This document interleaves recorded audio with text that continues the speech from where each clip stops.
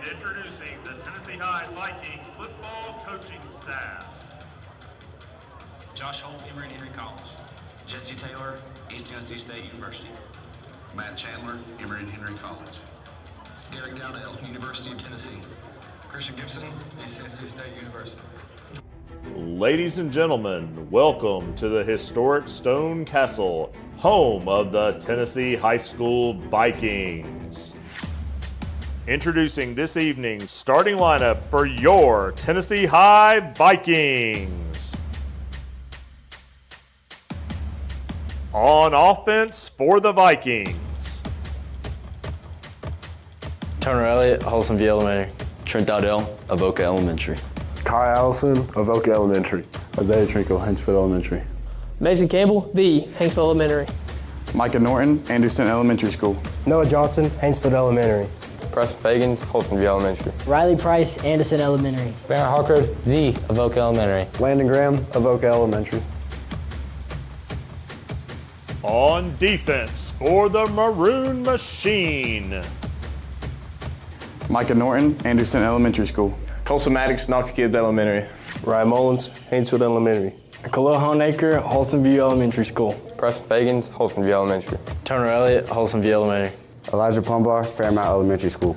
Trent Dowdell, Avoca Elementary. Barrett Harker, the Avoca Elementary. Dane Music, Sullivan Elementary. Riley Price, Anderson Elementary.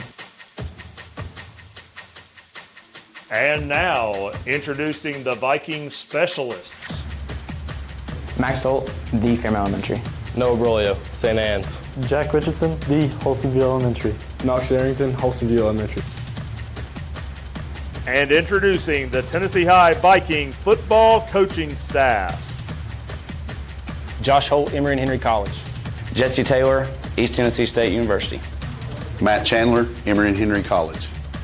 Derek Dowdell, University of Tennessee. Christian Gibson, East Tennessee State University. Jordan Bryant, University of Tennessee. Cody Snyder, King University. Josh Pendleton, East Tennessee State University. TJ McMurray, King University. Matt Indiana Schaefer, Tennessee High. And now, introducing your Viking cheerleaders.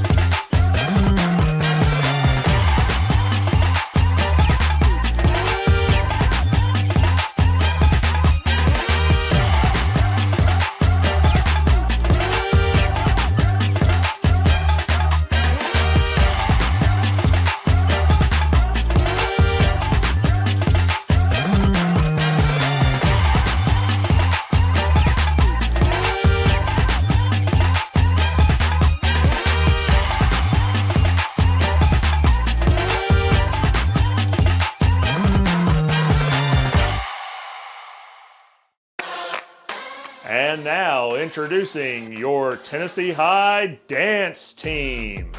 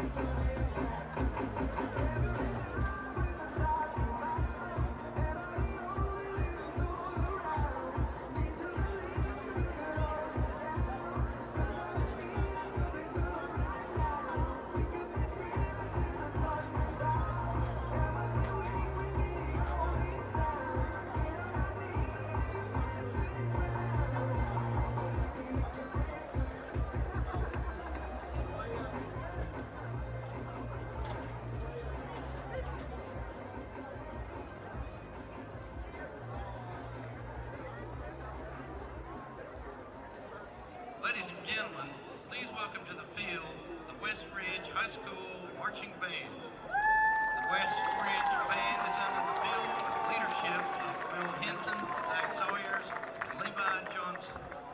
The 2024 West Ridge Band staff includes Nick Ruth, Chris Smithson, Dylan Renner, Ivy Blazer, Braden Carr, Luke Fox, Kyle Jones, Jeremiah Lewis, Sari Stacy, Sierra Stratton, Annika Kistner, Anna Stacy, Candace Mitchell, and Lawrence Rucker. This year's show is entitled The Girl in Red. Show design is by C.J. Barrow, Michael Miller, Shane Waltney, and Alec Lupin. Featured music by Billy Elish. Solos are Katie Filler, Sydney Kuhane, and Disney Ketron. The West Ridge Band was recently awarded Grand Champion at the John Battle Invitational, placing first place out of 22 bands.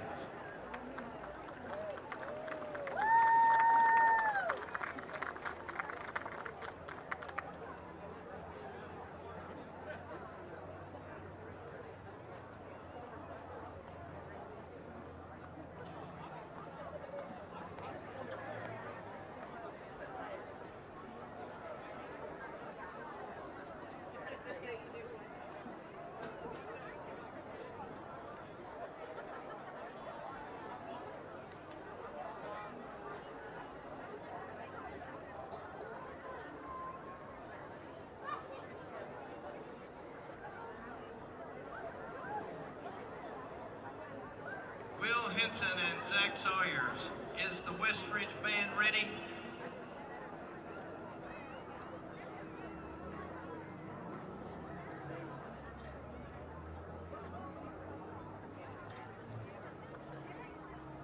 West Ridge Band, you may begin your performance.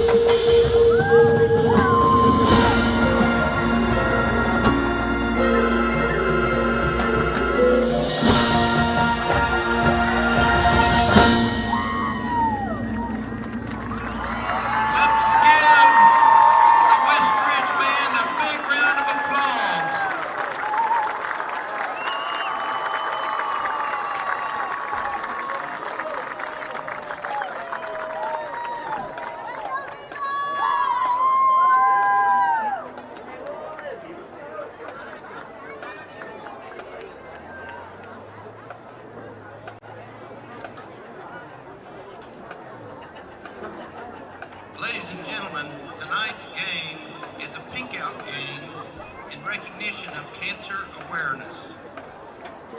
You know, when cancer enters our lives, it doesn't knock. It barges in, uninvited, turning our world upside down. Suddenly we are navigating a landscape filled with uncertainty, treatments, doctor visits, and endless what-ifs. But here's the thing. In the face of this challenge, we also find our strength. We come together, friends, family, strangers, even opponents, united by a common purpose to fight back.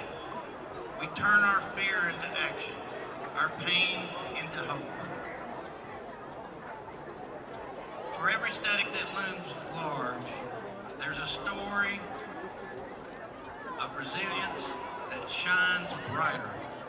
For every treatment that feels like a mountain, there's a breakthrough waiting just over the horizon. We refuse to be silent. We refuse to stand down. So today, I invite you to join together as one. If you have been affected by cancer, stand up to cancer. If you have someone in your family that has been affected by cancer, stand up to cancer for them.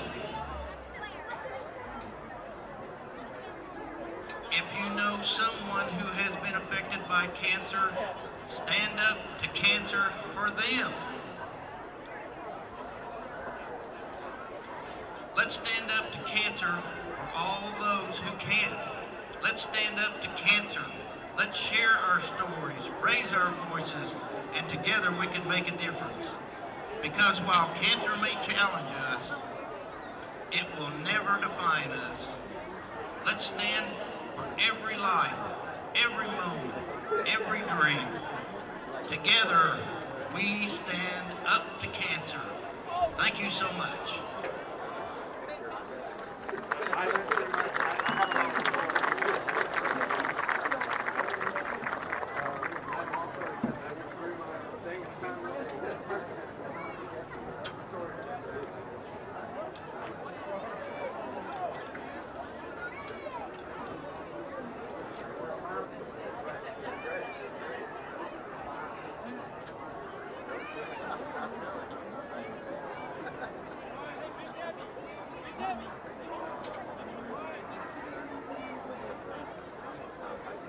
Ladies and gentlemen, tonight's officials: Larry Hutchinson, referee; Larry Sherfy, umpire; Roger Shaw, linesman; Harold Patterson, line judge; Ronnie Woods, side judge; Marvin Henson, field judge; Brandon Lynch, back judge; Mac Dawson, electric clock operator; and Nick Carman, the 42nd clock operator.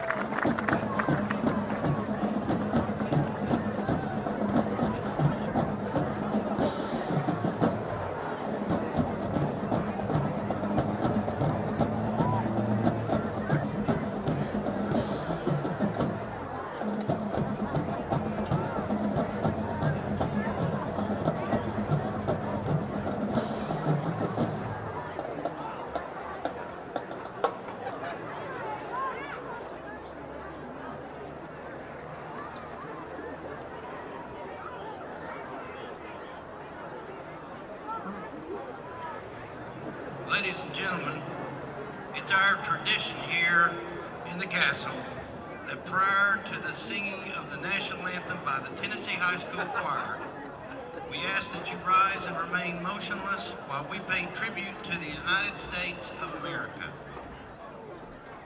Recognizing that this game is an extension of the classroom learning environment, we will begin our tribute with a moment of silence. As we begin, please remember all the brave men and women serving in our armed forces around the world.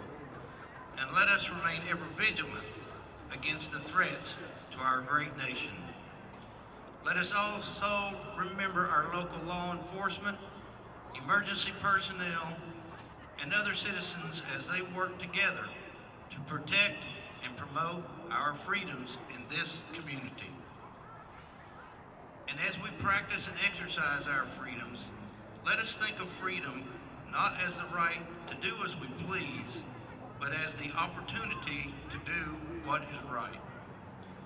Let us now proudly display the red, white, and blue. Let us as a nation be resolved that America will always remain one nation under God, indivisible, with liberty and justice for all. Ladies and gentlemen, please join now in a moment of silence.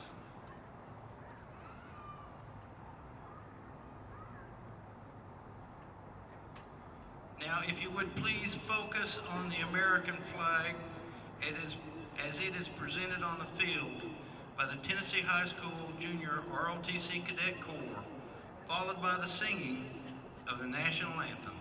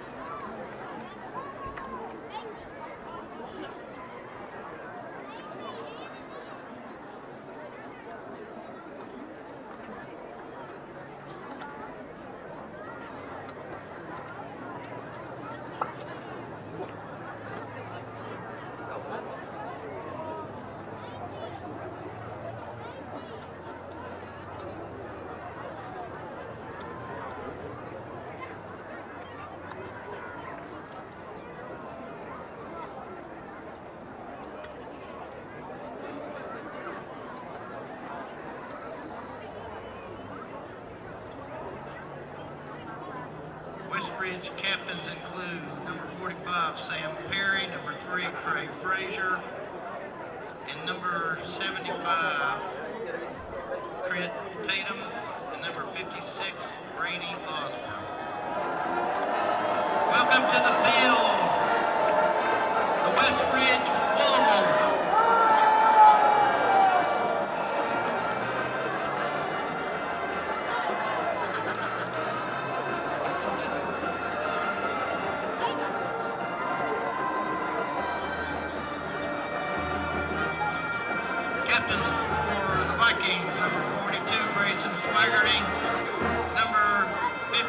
Ryan Mullins, and number 74, Isaiah Trinkle.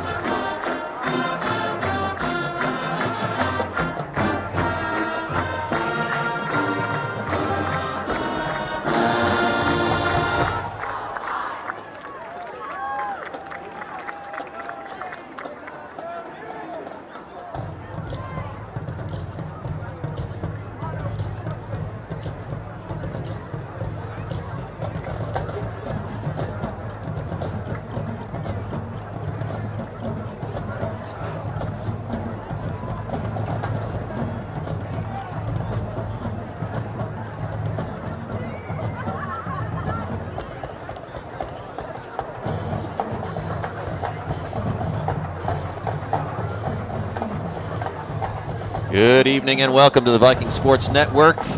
Friday Night Lights back at the Stone Castle. A little non-conference affair this evening between Tennessee High and West Ridge coming up the road from the airport. I'm your host, CJ Manahan, alongside color man extraordinaire Micah Kennedy. Micah, last non-conference game of the season, a brewing rivalry over the last couple of years as West Ridge has kind of become sort of the Sullivan County local squad, bigger school, right, than what you have maybe just down the road at Sullivan East. So what are you looking for tonight? I'm kind of looking for, just a smash mouth football game. Both teams, I'm pretty sure, have the reputation to just run the ball, and I don't think we should see anything less. West Ridge, the past 3 seasons, that's kind of been their identity, so I wouldn't expect anything different tonight. Now, I've said this before, and we've been thrown off. Morristown West was one of them. They came out passing, and they did that for the remainder of the game, but we'll see. Rolio kicks off. It's going to squib towards the sideline and out of bounds, so auspicious start here for Tennessee High.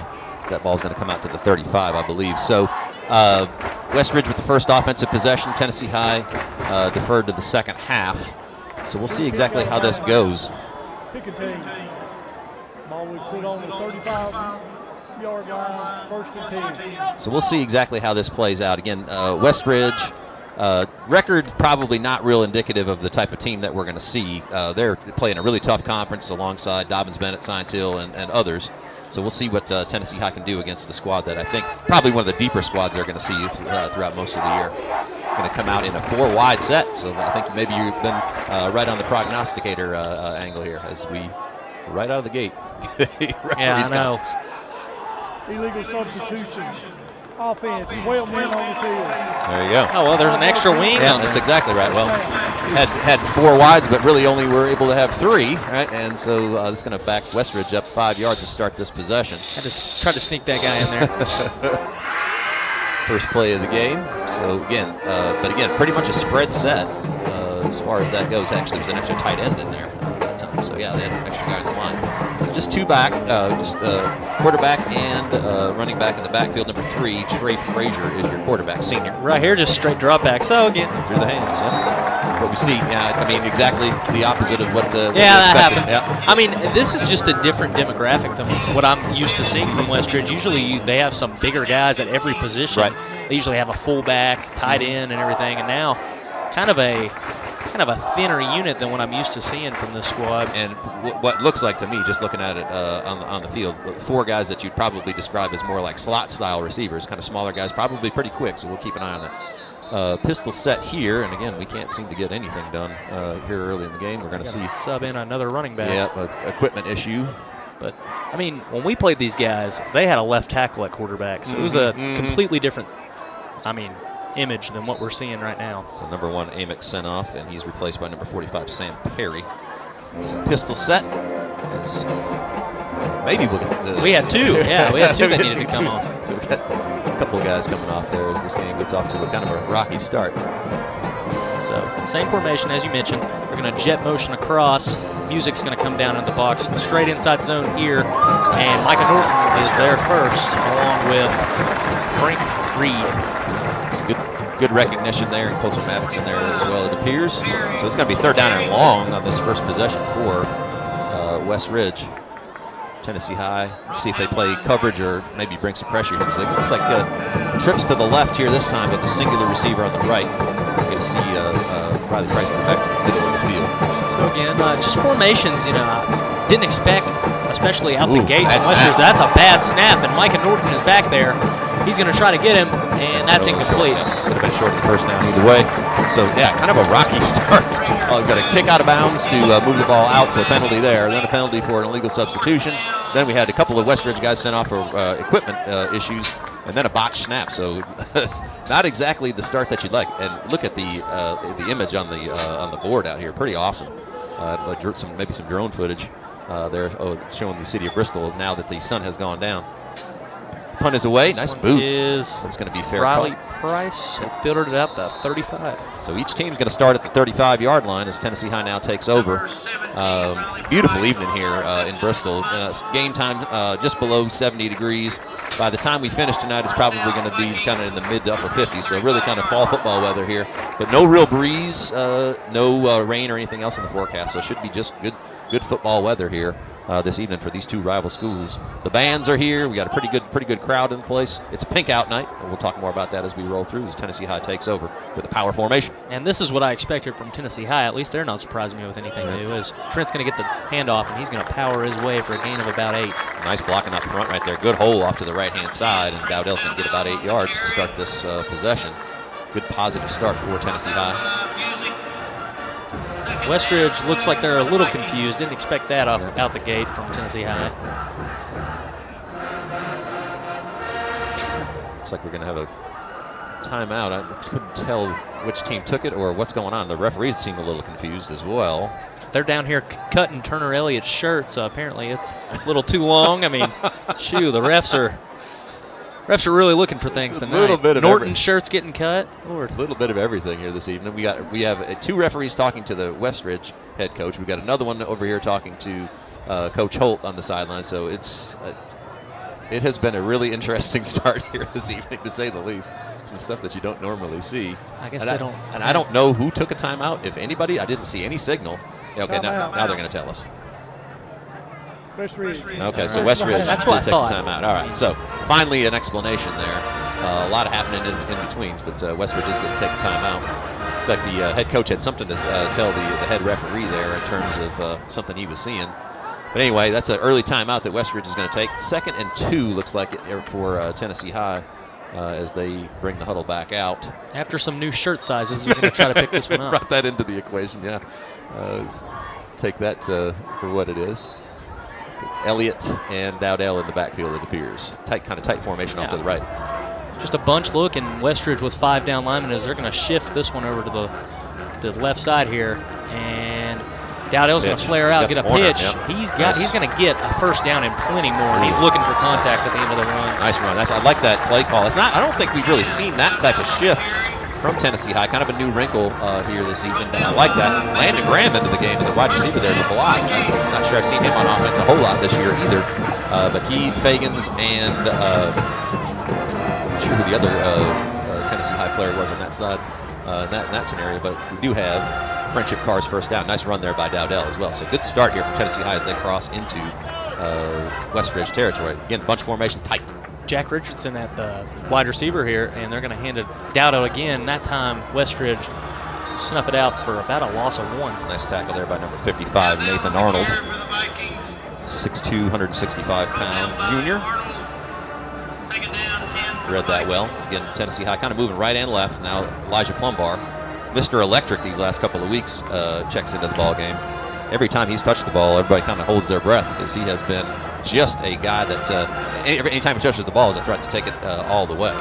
We haven't really seen him in this power formation, though, so this is kind of a new wrinkle, too. This is the first time I think we've seen him whatsoever, and yeah, I would expect the pitch from him. He's got the corner. He's got a lot of space, and don't let him fool you. He can stick his head down there and be a power runner, too. Picked up a nice gain there of about 6 or 7. It's going to bring the third and manageable into the equation. Tennessee High, anytime inside the 40 we see in high school football, it's probably two plays here to get to the 4 yards or so that's left. And again, don't forget about Turner Elliott as well. Senior quarterback is a power running threat. Had a really nice game last week as well. As Tennessee High was victorious over Cott County. In Tennessee High, more so than any team, we've seen them substitute at every position. I mean, any of these guys can play anywhere at any time. And it's right here. And we called it. There's a nice hole. He's got a lane. He's trying to get to the outside, cuts back inside. Barrows down inside the 15. Broke about 4 or 5 tackles there with a huge kind of gaping hole opening up right there in the middle of the field. Good read there because we've seen that jet motion from Price coming in. That has been kind of a staple play.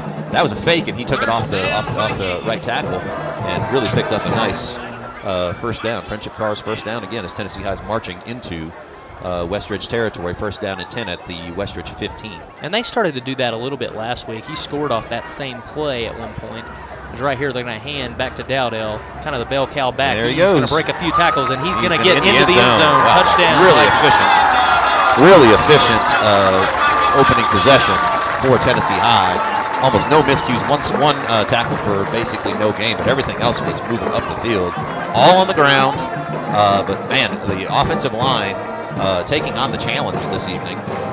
Micah and I actually happened to catch the end of practice earlier this week, and that was one of the things that offensive coordinator Jesse Taylor was really driving home, was how much this offensive line was going to face this evening and just challenging them to be physical.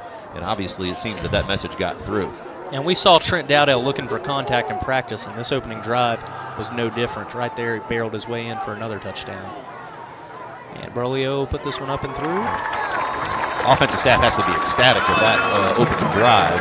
Obviously, Westridge kind of shot themselves in the foot on their first drive, but you can't really ask for a better start if you're Tennessee High, getting a stop and a score in that order to get things going here this evening. Some big time stuff. Again, just listening to the coaches at the end of that practice, that was one of the things that they were really getting after the guys about was don't take Westridge's record for granted. Yeah, they may only have 3 wins on the season, but this is a group of guys that goes up and plays a really tough schedule. They're a physical team. You're going to have to match that physicality and overcome it. And Tennessee High certainly did that on these first 2 possessions. So Coach Holt's got to be ecstatic for this start. One of the things that kind of surprises me, though, looking over at both sidelines, is I would expect the team with as much enrollment as Westridge to have way more players than we have. It looks like the sidelines are about even. Yeah, so probably somewhere between like probably between 50 and 60 players on each side. Again, Westridge with about 1,600 or 1,700 students, I believe, somewhere in that range. Short pickoff here, coming in to retrieve it. Carrying that ball loose. Yeah, that ball was really loose. Out. And right there, we get a strip. Might be. Ooh, it was really. He's able to fall back on it, but I do believe. Ball did come out there for a second. Phew. Number 0, Orlando Mack was the returner that was carrying that ball a little bit like a loaf of bread. That's something to look out for as a coaching point going into kickoff. Try to punch that thing out. So, Westridge starting with just a little bit better starting field position than they started last time. 37-yard line to start, 1st and 10. That ball was pretty loose. Right there, replay of the touchdown. I want to give a big shout out as always. Much tighter formation here for Westridge on this start of this possession. Verse, we're there. Nice Will play. Honaker, what a play. Will Honaker. Phenomenal play. Staying at home, keeping outside contain, and a guy who's just had a phenomenal last 2 games, really, bringing it over into this one. Will Honaker gets another tackle for a loss. Seems to just continue to get better each week. And again, really kind of came on the scene down at Davy Crockett in that Tennessee High romp down there, but he's been really consistent and a playmaker, getting pressure off the edge, and that time read that play perfect. So now back to that 4-wide set for Westridge.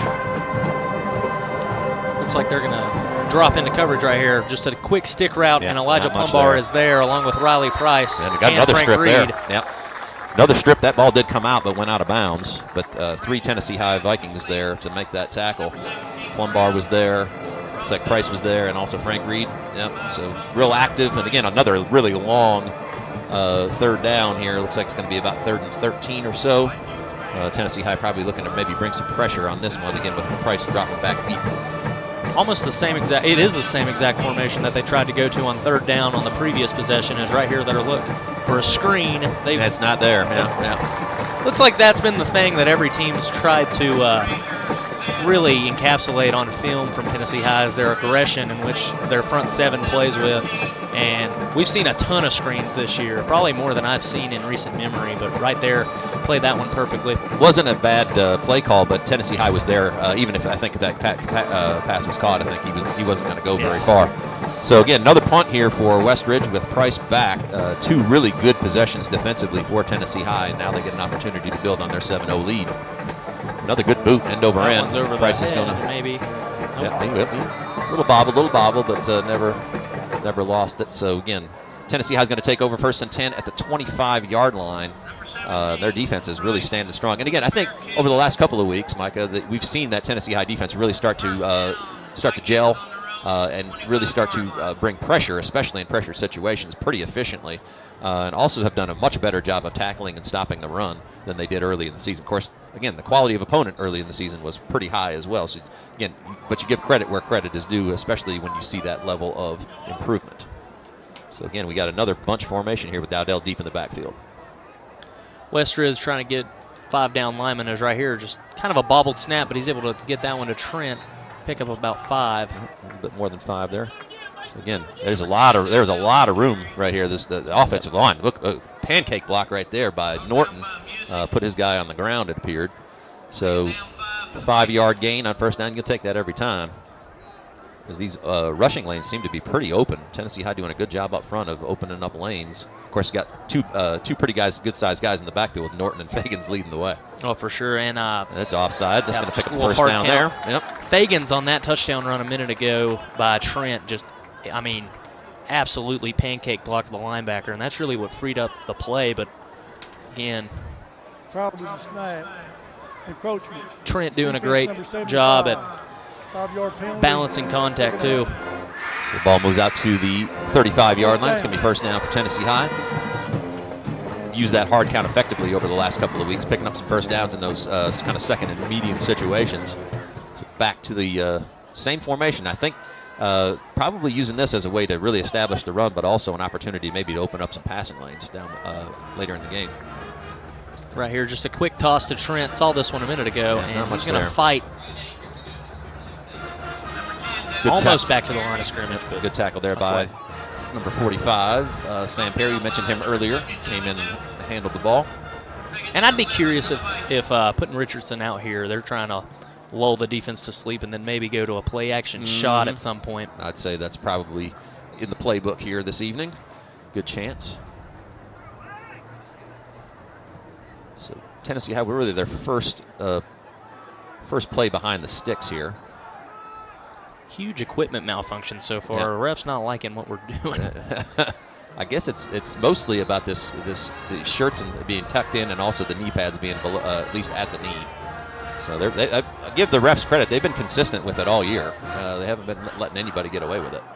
So shotgun formation here with Plumbar in the backfield. Yeah, kind of back to this bunch. We saw this earlier as we got big hole. Fagans pulling, and he's going to he's just opening holes tonight.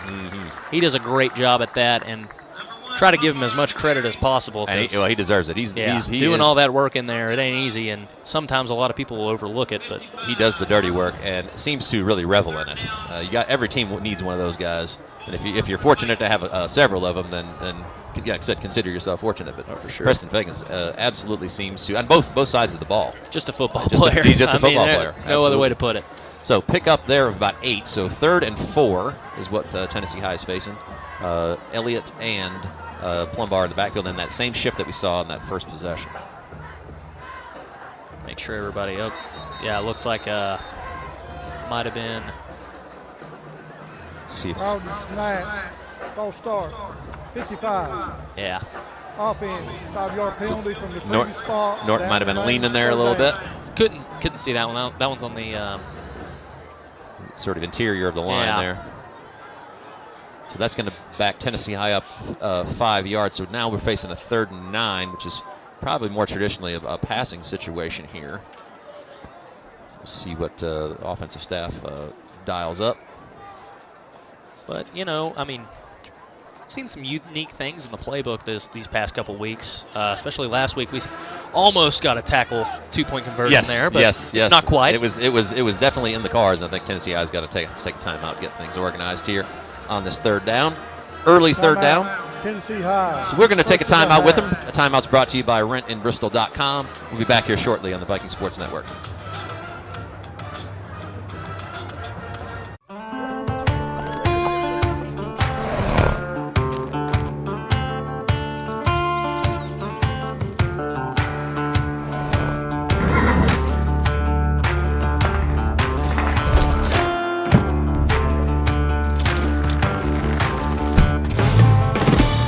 Whatever it is you drive, you'll find it at Friendship.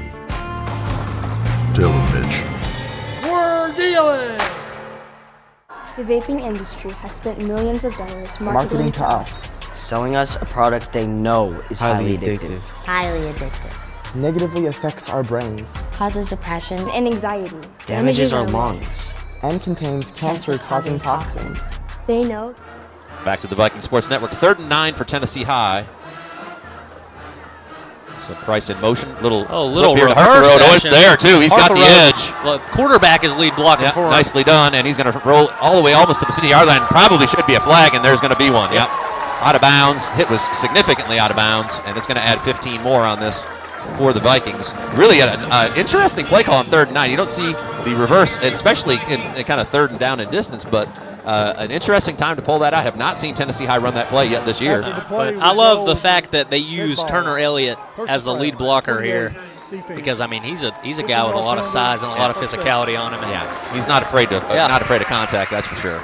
So really nice play call there by the offensive staff, and it's going to be 15 yards on top of what was basically about a 15-yard gain. So a 30-yard turn of the field right here, as Tennessee High has now moved into Westridge territory down to their 41. So Westridge thinking maybe they're going to get off the field right there, but instead penalty and run moves the ball about 30 yards downfield. And I'm almost expecting a pass at some point. As right here, yep, a little screen pass. That's a little high, though.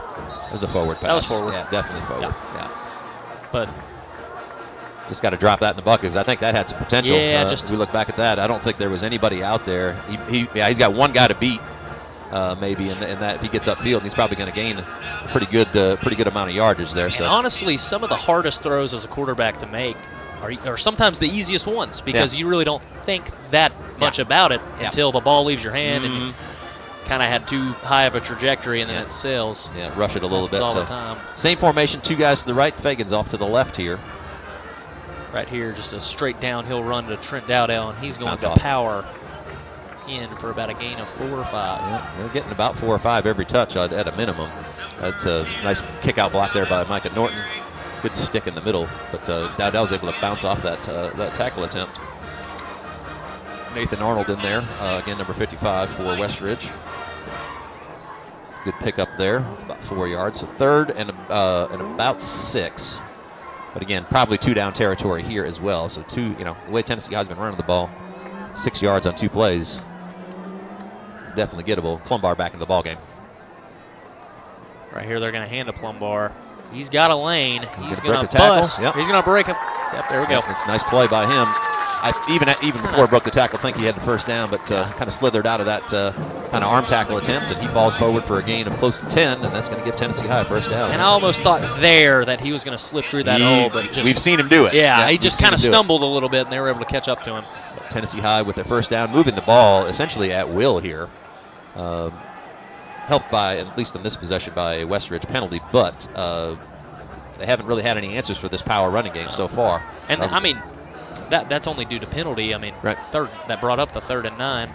2 wides to the right, going to motion Fagans over, so strong to the right-hand side. Just kind of a wide stretch here for Dowdell, and he's got a lane and a half. No. They're going to call a hold on this outside. Yeah. We've seen that happen a lot this year. Yeah. And I know the coaches have made that a point of emphasis. There was kind of a little bit of a wrestling match going on over here on the right-hand side, but it was pretty good ways down the field, so there's probably not going to be much of a loss here. And we've done a better job at kind of keeping these calls at bay the past couple weeks, but right here another one sneaks out. Yeah, you can see it here on the far right-hand side of the screen. Looks okay there, but it gets kind of high. Right there. I think when he's fallen to the ground, he might have gotten Number 10. gotten a little bit. Didn't really. This is probably more of the issue is he gets the hands up around the helmet area. Yeah, referees are going to be tempted to call that pretty regularly, so it's going to end up being like a loss of about 2 yards or maybe 2.5 as that play comes back. So going to push Tennessee High back outside the red zone. Going to be about 1st and 12 on the 22. So really positive play there. That's wiped out, but Tennessee High still first down. Try to draw him offsides yet again with the hard count.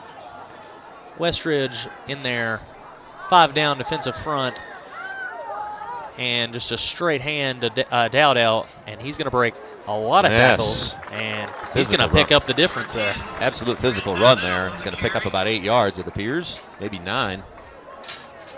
Right through the center of that Westridge defense. Yeah, looks like they're going to give him about 8 yards. Just going to move that to 2nd and 2, very manageable here. Yeah, you're almost wondering if you're going to see that kind of jet motion here, or maybe even just like a little pop pass. But I mean, you don't at this point. If you're the offensive staff for Tennessee High, I'm not sure that you feel like you need to. No, as that man's been your lead blocker all night, I can almost expect it here. As yet again, Fagans leading the way along with the outside receivers, doing a phenomenal job of blocking and bring up a first down. Plumbar is just so quick. I think they thought they had the angle on him right there, and he just outran everybody to the corner. Yeah, and I kind of lost him over here because don't have the best vantage point there. Right about here, I think. We've got him. No, you don't. Yeah. No, you don't. Not even close, really. And then again, just able to squeak by for even more yards. Yeah, and he falls forward regularly. That's the thing. He doesn't usually, even after that first contact, he's almost always falling forward. For a guy that is, I guess you could describe him as diminutive, but he's tough. Not only fast, but also physically tough. You don't get him down with just an arm tackle. Power formation to the left here. Just a straight handoff to Plumbar. Didn't and have that anywhere to time go. they're going to get him. Yeah. Just nice play there by number 43. That's Hayden Music, sophomore linebacker. Met Plumbar right in the hole that time, basically for no gain. Actually, he wasn't even down there. No, forward progress was stopped, but. Anyway, it's going to move the ball back just maybe maybe a little less than a yard. So 2nd and 6, 2nd and goal here from about the 6-yard line. Plumbar still the back. Kind of again the first time we've seen him in this formation as slip the Micah tackle, Norton running to the edge. Doesn't matter. He's going to work his way. Just not going to go down. down. I got a little worried. I saw Norton miss the outside kick block, but Plumbar luckily is just slippery enough to do it himself right there. He said, all right, you can miss that block. I don't need a lead blocker. And here's your touchdown replay brought to you by Dr. Christian Family Dentistry. Yeah, see right here, Micah Norton just kind of whiffed on the block. Whiffed on the block there, and then Plumbar does the rest. I said, I'll just do it myself. Yeah, couldn't get him to the ground at all. And you were talking about not the biggest guy, but his forward lean is something that stands out for him, though. That's why he's always gaining extra yards. He doesn't run straight up in the air. His body's always leaning. His legs are always churning, and Shoot, he's one of the best natural ball carriers, I think. I think you'll watch. In coach speak or football terms, that's called running behind your pads, right? Yeah, for sure. Yeah, so it's one of those. It's a skill. I mean, it's not something that's supernatural for an individual, but it's understanding leverage, and it's certainly understanding that if he's forward leaning, there's just not much to hit there. Right? No, he's hard to bring down. He's fast, and you're not going to bring him down with an arm tackle. But where do you hit him? Right? He's just a real. He's low and he's already low. Right. He's a unique player for sure, and Tennessee High, as the season has gone on, have leaned on him both offensively and defensively, and he has been up to the task for sure. So Tennessee High takes a 2-touchdown lead.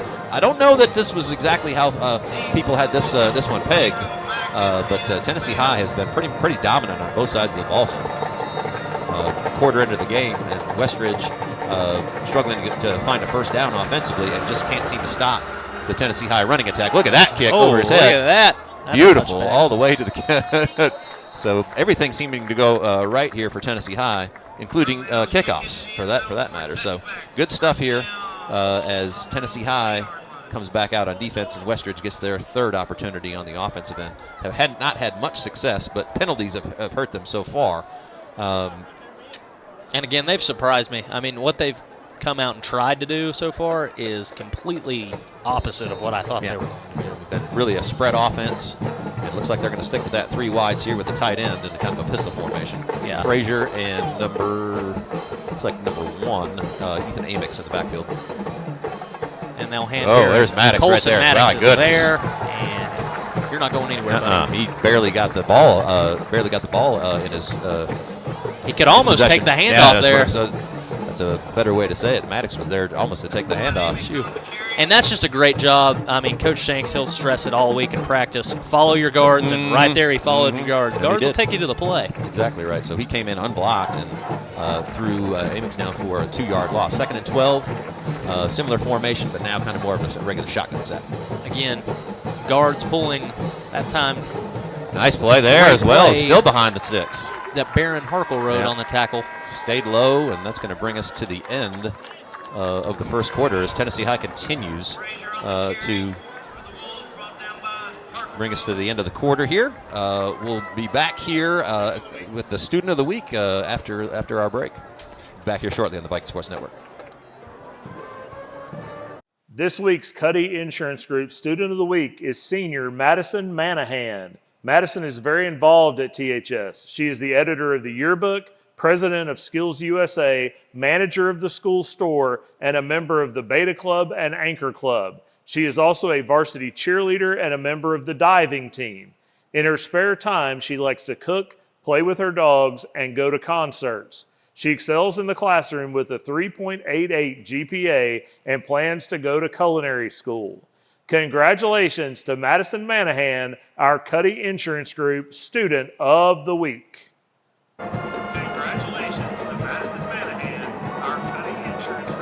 Welcome back to the Viking Sports Network. A little bit of a proud dad moment there in between quarters as the Student of the Week was unveiled. I was not told ahead of time of this, but my daughter Madison is the Student of the Week here this week. Pretty cool stuff to be a part of. She's out here on the field, one of the varsity cheerleaders, cheering on the Vikings this evening, getting ready to, she's applied to culinary school and is looking at a couple different options there. So, like I said, take advantage to pump her up a little bit. As Tennessee High takes 3rd and 12 here, as Westridge still looking to start getting something going offensively. 4 wides, 3 to the right. They've gone to this formation time in and time out on 3rd down, and so far haven't had the success they would like, as they're going to call another timeout here. Timeout, Westridge. Yeah, timeout they right only out. have one left. Yeah, timeout right out of a quarter too. Just not exactly what you want in that scenario at all. So we'll keep it right here. Anyway, as we look at this setup, Tennessee High seems to have the sort of trips set, or even the dual set, kind of on lockdown, and they haven't been able to control. Speaking of Westridge, haven't been able to control the pressure up front. They tried a little bit of a kind of a middle screen on 3rd down this past time, and it didn't go anywhere. So kind of wonder what they're going to try to do here. And then on the previous play, they tried to get their quarterback kind of on just a zone fake to the outside, and Harkle Road made a great play to stay at home. Mm-hmm. So they just really haven't been able to get anything going tonight. Yeah. So we'll see what they got dialed up here. Looks like the same formation with Amix and Frazier in the backfield. See what Tennessee High dials up defensively. It looks just like a regular 4-man rush. Right here, they're going to try to roll it outside again. They're looking back, though. And shoot. That's a nice play there. Was a wheel route, kind of initially was covered, but Frazier was able to escape the pocket, got off to his left, and was able to create enough space to be able to get that complete. Kind of playmakered him down the field there into a different route. Yeah, had the wheel covered initially by Elliott, and then he just he breaks it off into an in, and he just had inside leverage and was able to catch the ball. Nice answer there by the Wolves. They get the first down, move the ball out to the 34-yard line. Again, a little bit more of a tight formation here, tight end in, 3 wides. Tennessee High still with that 4-down defensive front as they're going to bring Elliott right here, and he's going to get the back, but no one has the quarterback, and he's going to squirt around the edge here, and Trent Dowdell able to get him down, but not before he picks up the biggest gain of the night. Yeah, was going to be a tackle for loss, but Frazier with a nice bit of ball handling there pulled that, and then I think it looked like Dowdell slipped. Yeah, he did. Contain was lost there. Dowdell lost his footing. Good hustle by him to be able to get back to the play and make the tackle, but that's a big gain for Westridge as they've now made their first foray into Tennessee High territory. Right here, they're just going to hand straight down. Not much there. No. He's going to try everything he can, but he was met by the whole entire defensive front there. Tennessee High has been pretty strong through the middle. These last couple of weeks, there just hasn't been much running room in there.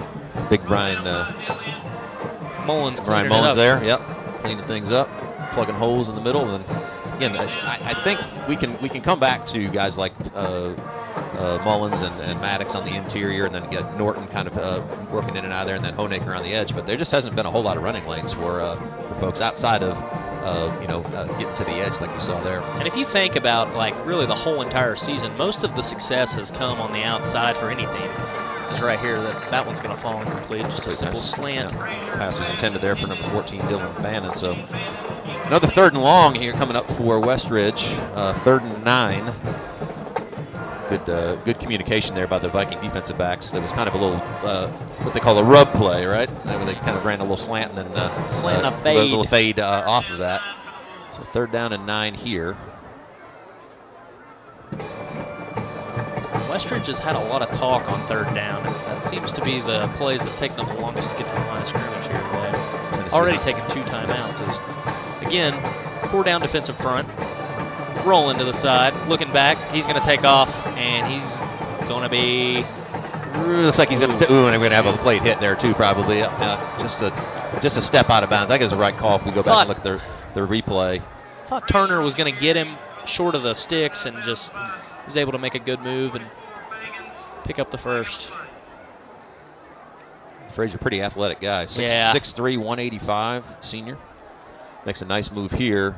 And once he was able to get just loose there, tiptoed and he stepped out. Yeah, that's what got him. And that's one of those hard plays for Fagans. It's like you want to make sure you finish the play, but he had one step out of bounds. Personal foul. Defense, number 44. And that's wasn't an egregious play. No, that's a tough one. Yeah. At the 10-yard line. It's hard to pull up at that point because he was already falling forward. Yeah. So anyway, that's going to move the ball 1st and 10 right to the edge of the 10-yard line. No first down available, so it is going to be considered 1st and goal here. Pistol formation, 3 wides.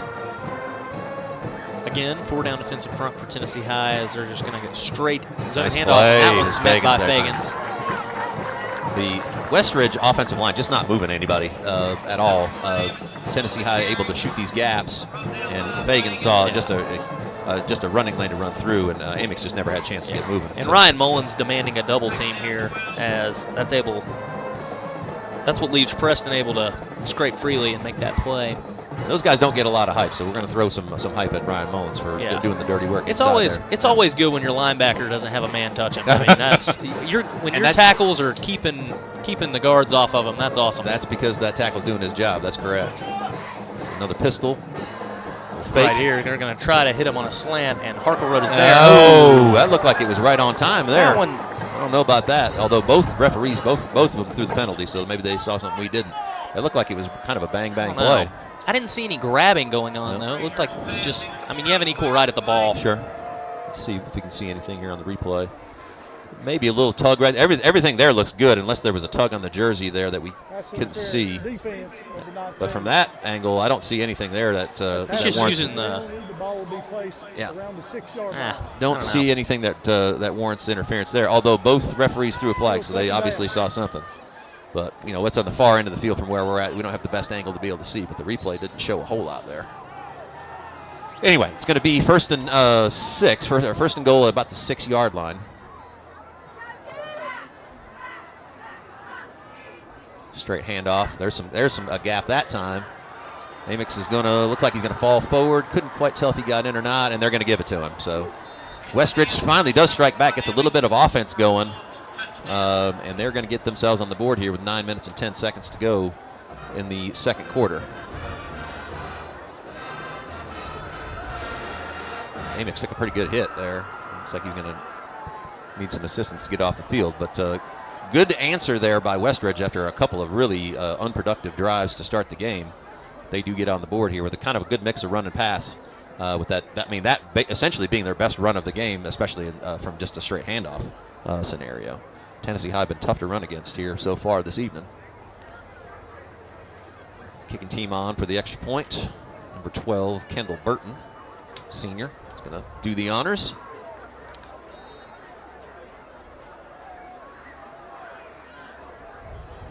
Low snap, but he's going to be able to boot it through. So Tennessee High finds its lead cut in half on that drive. We'll see what their response is going to be now that Westridge has kind of made their mark. Yeah, and that drive was definitely helped out by a number of penalties for sure. Yeah. But, I mean, at the end of the day, they were able to get some things going as far as quarterback just being able to scramble and make a play. And then right there at the end, questionable pass interference call, but then, leads to the touchdown run. Maybe longest run of the night. And maybe the biggest thing on that drive for Westridge was just their Frazier, the quarterback, just having some time. Yeah, had a little bit of time to be able to survey the field, evading some of the defense, using his legs. And it looks like they pulled that tight end, kind of left him in to kind of be an extra blocker, and that definitely helped him out there. An adjustment that's a kind of a subtle one, but instead of 4 wides, going to 3 wides and a tight end for a little bit of extra blocking, and it certainly paid dividends on that drive. So Burton's going to line it up here and boot it away for the first time this evening. One bar back deep to return. Ever dangerous back there. I would say the coaches are saying don't kick it to 1, but 17 and 19 are not too bad either. Yeah. Nope. Right here, they're going to kick it right around 1, and that one's going to go out of bounds. So out of bounds. So he wanted it, but it's a pretty good directional kick there, but went out of bounds at about the 2.5-yard line, and Tennessee High is going to now take over at the 35. So good starting field position for the Vikings. They come out here for this, really productive set of drives. And Westridge defensively just hadn't had much of an answer for it so far. The power running, and then a little trick play here and there in order to keep the defense honest. Just one pass so far, which was just an incompletion. I mean, just a simple flare out. So I like this bunch formation so far. Elliott in at quarterback with Dowdell. Right here, they're going to counterplay. And minimal defensive gain. end did a good job crashing flag down on the field, so I wonder if we might have had somebody lined up in the neutral zone here or an illegal formation. Be one of the two, I'd say. Be the second time out of this formation too. Yeah. This little bunch. I don't think we've seen a lot of this so far this year. Illegal formation. 5 men in the backfield. Yeah. So. And again, from previous spot down remain first down. That being a new formation that we hadn't seen up and through to this week, that can easily happen. And my guess is we're going to pick on number 6 Landon Graham here. Is I don't think we've seen him on offense much this season. He was probably the guilty party. It's just the way it works. Nothing against Landon at all. But as you're learning these new positions, it can be those formations are so integral to how all this works, and you have to have them right. Yeah, and really it might end up just a straight sweep right here for Elliott, and he's going to try to fight for everything he can. Not much there. Yeah, but I think really it might have come down to Dane Music, who's the eye of the bunch, another guy who hasn't really been seen much on offense, because I don't think that he got up on the line of scrimmage, and so he was in the backfield. Yeah, it can happen. Yeah. to throw a shout out to Dane to pick 6 last week. The old defensive guys coming in for some offense to get some physicality. There you go. Yeah. So Tennessee High with another kind of bunch formation to the right. 2nd and a long 14. Right here, little play action, sleeping out to the flat. He's got him down the field. Oh, over the top of Music. He was open. That would have been a first down, but the ball sailed just a little bit. It's hard for a right-handed quarterback to kind of try to throw back across his body there. Music had broken open. Would have been a first down if we'd been able to complete that, but now Tennessee High is faced with a 3rd and 14. So again, an opportunity here for Westridge to kind of turn the tables on what Tennessee High has been able to do so far, get them off the field. And that is a hard throw to make. I mean, already pressure in your face, rolling left. The timing was right. Just couldn't quite get it down far enough to be able to hit him in the chest right there. So 3rd down and 14 with Jack Richardson now in at quarterback. Right here, they're going to motion out Elijah Plumbar, and Richardson's just going to go on a quarterback draw, and they're going to blow this one dead. Curious to see what the call is here. All start. All starts, and it's going to move Tennessee High back even further. So some self-inflicted wounds here for the Vikings on this drive. Has just kind of stalled this thing from the beginning. Haven't been able to get anything positive going. Looks like it's going to be 3rd and 3rd and forever here almost. The referee's still getting used to these microphones being used. These guys have been around quite a while. So we did get the confirmation that it was a false start. So 3rd and almost 20 here for Tennessee High. I think maybe just going to go conservative with the run call here, and Richardson's just going to take off. Roll out. He's going to pick up some pretty decent try to yardage get here. as much as he possibly can. They've got a hold. So and we got another one. one. Yeah, flags all over the field here. So this has been just a pretty rough drive here. There's been laundry on just about every play. If it's going to be 2 penalties, might be offsetting is possible. That one came in late after the play was basically dead. So we'll see what happens. They're still talking about it. Holding offense number 4. That penalty's been declined. Oh well, they're okay. Okay, they're gonna get. They were on the same player, I guess. Right. And Richardson picked up about 9 on that play, and they're gonna take the play. It's going to be 4th and 10, and Tennessee High is going to punt it away. I don't see it. I believe they called it on number 4, which is Dane Music, and that just looks like a good old-fashioned great block.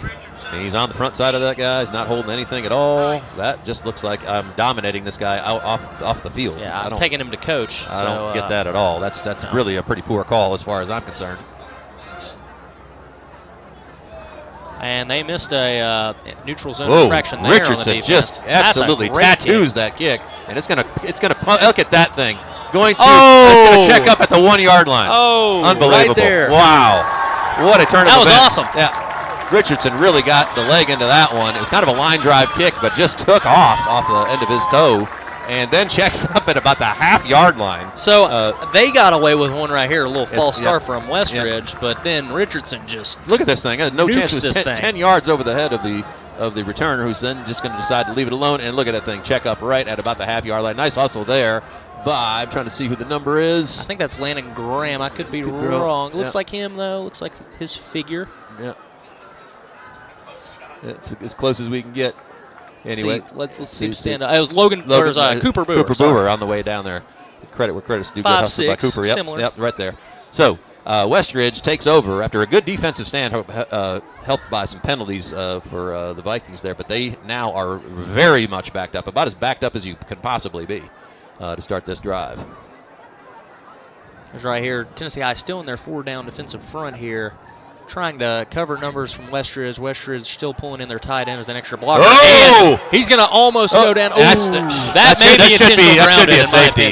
That should be a safety. There's nobody in the area. That's intentional. That's got to be intentional grounding. He's not outside the tackle box. Certainly, not a receiver. There was no receiver there at all. Shoo. Referees, the fact that they're discussing this is kind of wild. There wasn't anybody in the area. There's only one Tennessee High player in the area. No, the closest receiver was Riley Price, and he is for the good guys. Yeah. Well, let's see. Complete forward pass, 14 offense was in the air. Wow. Okay, that's a pretty wide interpretation of in the area. I think I disagree with that one. Let's see who Just no, that's not. short. That's not a good call. He's 10 yards away from the ball. I mean, yeah, whatever. Oh, nice right play here, there by Trent Dowdell. Dowdell is able to tattoo him. So no gain on that play. Yeah, that's a pretty wide interpretation of the rule of in the area. But anyway, nice stick here by Dowdell, who read that play perfectly. Shades of his older brother, Trevor. Trevor used to do that all the time. Yeah.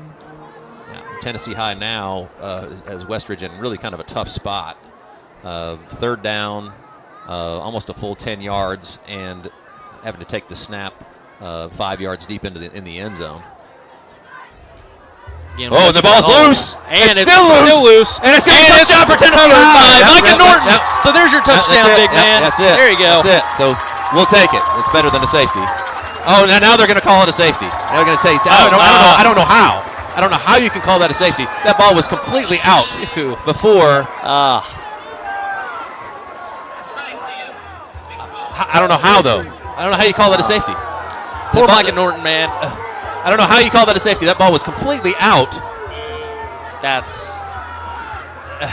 I completely disagree with that call. Just watch it. Well, his knee was never down. Absolutely terrible call. I mean, I don't know where you come up with safety there at all. It hit the running back. The ball is completely loose there. It gets thrown, and then it right ends up in Norton's hands. That's an absolutely abhorrent call, right? That's bad. It's not close. That is bad. It's not close, right? So we've seen probably one of the worst sequences of officiating in recent memory here. And with all the vitriol in the crowd is warranted here. This is a very obvious fumble.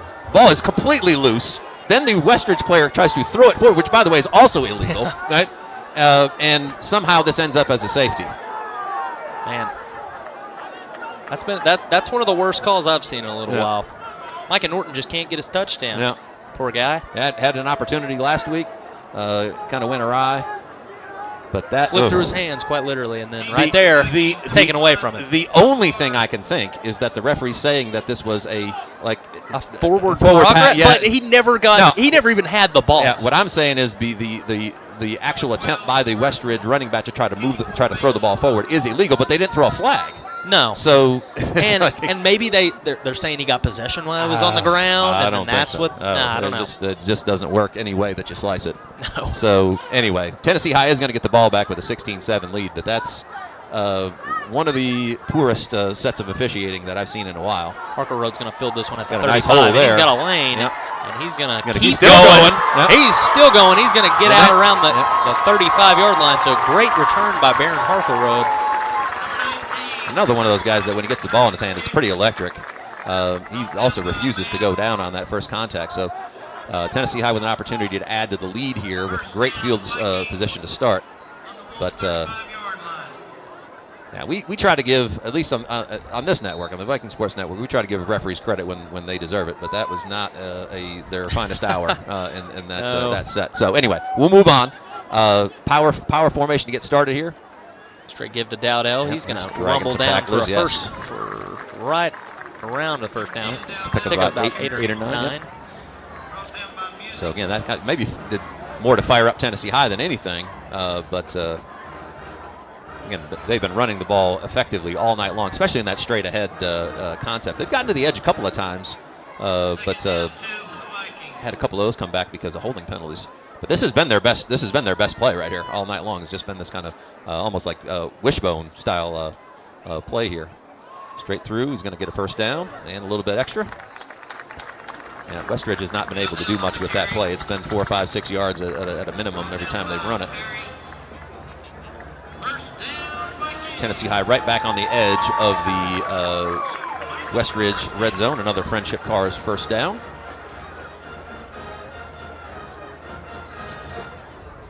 Again, just doing what they've wanted to so far, other than the last drive, which was stalled by a few penalties, but they've come in with a great power run game, and it's been no different. Again, straight give to Dowdell. Not a lot there that time. Again, it's going to fall forward for at least a couple. Again, this is really opening up an opportunity for maybe a naked bootleg or something of that nature, which we know that Elliott is more than capable as a runner, and if he can get on the edge, maybe a one-on-one down the field. Seems like that's being set up here. As Tennessee High continues to bleed the clock, we're down to under 5 minutes here in the first half. Again, Westridge with only one timeout remaining. Same formation. Jack Richardson off to the left as the wideout. Motion over Micah Norton. Ball's loose. Ball's loose. They still get it out to Dowdell. He's going to make the edge. He's going to go through for a touchdown, and he will. will. Falls through, touchdown. Big play by Trent Dowdell. Not exactly how you draw it up, but it was a little bit of a botched snap. But Elliott was able to get a hold of it, got the ball out to Dowdell, and the play just kind of went as planned from there. So the touchdown replay again brought to you by Dr. Christian Family Dentistry. Tennessee High now 22-7 over Westridge. Loses the ball, kind of gets kicked back to him by his center, Mason Campbell, and then he's still able to get the pitch off, and Trent does the rest. Yeah. Kept that ball secure and was able to spin into the end zone. Comes Brolio with the kick, and it's good. Tennessee High goes up now by 2 touchdowns and 2 two-point conversions. So in hindsight, the safety actually gives us extra points here. So I mean, well, we'll call it that way. Yeah, we'll say that. We'll call it that way. Yeah, for sure. But anyway, Tennessee High adds a quick 9 points in a very short period of time to take now a 23-7 lead and really kind of steal back momentum after Westridge had a stop, a score, and what looked like another stop. But it was another stop, but that big boot by Jack Richardson put that ball all the way to the half-yard line. Westridge couldn't really get the ball moving at all from there. And then we had that whole set. But Tennessee High comes away with 9 points out of that as we are now under 4 minutes and 30 seconds to play here in the first half. Knox Arrington is going to do the kicking duties on this particular aspect. And we'll take it from there.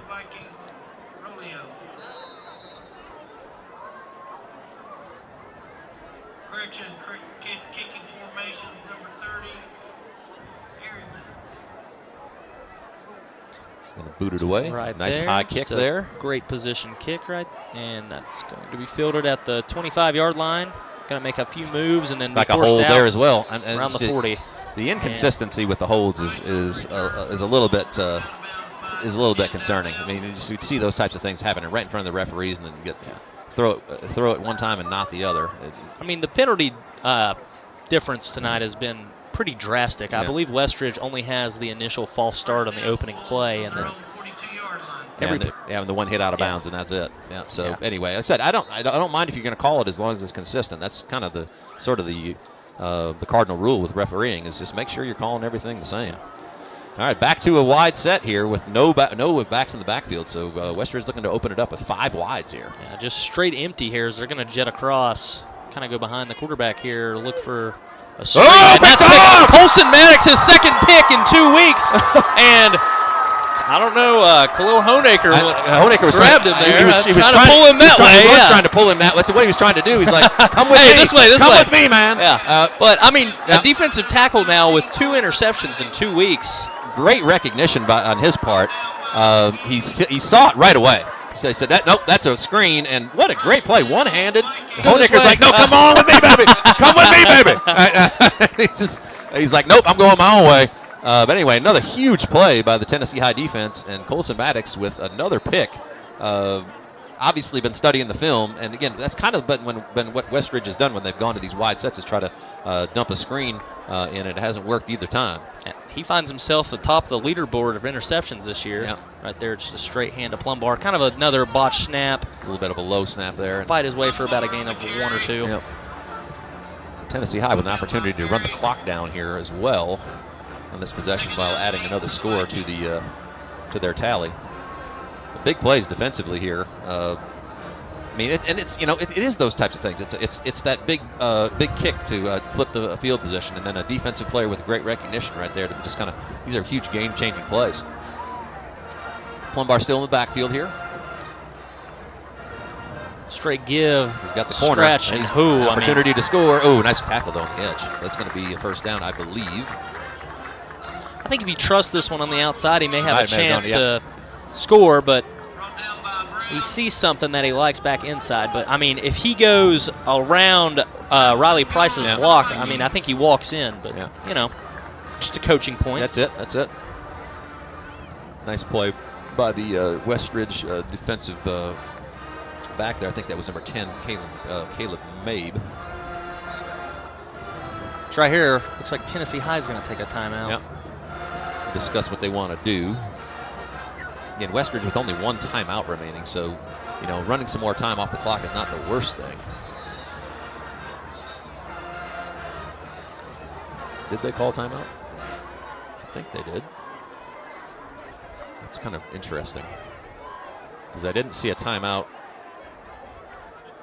No, I didn't see a timeout signaled. I don't know how that worked. We just kind of ran to the sideline. I guess they're able to do that while the play clock's running. But anyway, I don't see a timeout signaled, and it didn't come off the board. So not entirely sure what's going on there, but Tennessee High going to go power right, it appears.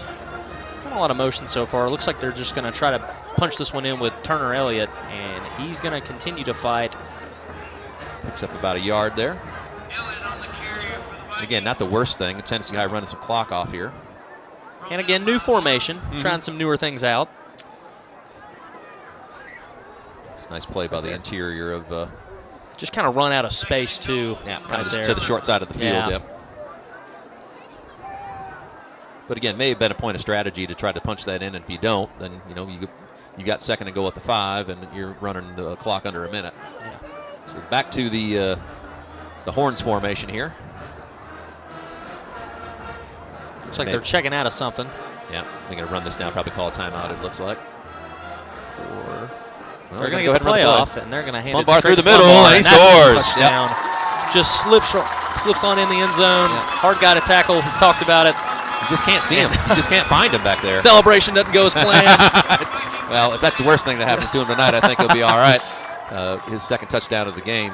But yeah, he's running backs with a pair now. He's just really hard to pick up when it's behind the line. And then he's also got two other big brutes up ahead of him right there, and they don't really get a hand on him until he's almost already in the end zone. So that's a big time play there. Running the clock down to under 1:40 to go. Broglio with the kick, and that is pure. Tennessee High takes a 30-7 lead. So yeah, I don't know if certainly coming into this game, I don't think this was not the expectation for me. I mean, no, not at all. I figured if you get to halftime and then you're either tied or maybe you got a one-score lead, you're going to feel really good about yourself going up against a quality Westridge squad. It's a hard one. It's a hard thing to say, man. It doesn't necessarily roll off the tongue. And they're the Wolves. And so, Westridge Wolves. You got to really work at that. But anyway, Tennessee High, I mean, obviously has played well above. I don't even say well above expectations. I think that we've come to expect some pretty consistent offense with these guys. The defense has continually improved as the season's gone on. But maybe we just didn't know what to expect. They're just playing their best ball. I think they've gotten into a rhythm here, and they have maintained it now for the past 3 weeks. Yeah. And they're going to keep it rolling. Yeah, absolutely. So, as always, the color man extraordinaire comes through with the great explanation of how things are working. That's why he's here, folks. So, anyway, kickoff here for Broglio this time around. He drives one. Shoot. That one going to get to the end zone. Yep, absolutely. Yep. Two touchbacks tonight for Broglio. So got the special teams working here this evening. Couple of great punts, couple of touchbacks, putting Westridge in kind of a bind here. Going to start their drive at the 20-yard line. 1:39 to go with the timeout, so they can use all areas of the field here, but they just haven't had much success outside of breaking the pocket and then being able to maybe push the ball down the field either through the air or on the run. Anything from the pocket has been a struggle this evening for sure. So we'll see if they can sort of break this cycle, but it's probably going to have to be mostly through the air here. As they go to the trips formation. Yeah, pulling that tight end away. I wouldn't be surprised. Straight roll out here, hit a quick hitch, and Elliott will force him out of bounds. So, 1:30, you don't want to give them those consistently because they can march down the field. Yeah, that's a 8 or 9 yard game. Yeah. Now, they only have one timeout left, so it's crucial that the Vikings try to tackle them in bounds right now. Yeah, that'll keep the clock running. But again, they're going to try to work the edges of the field very likely. And it's one thing, cardinal rule here for the quarterback is you just can't take a sack here. No. Yeah. And Another again, rollout. they'll roll out, look for the same exact play, and he'll have the same exact play. Yeah, let's pick about 5 or 6 there, first down.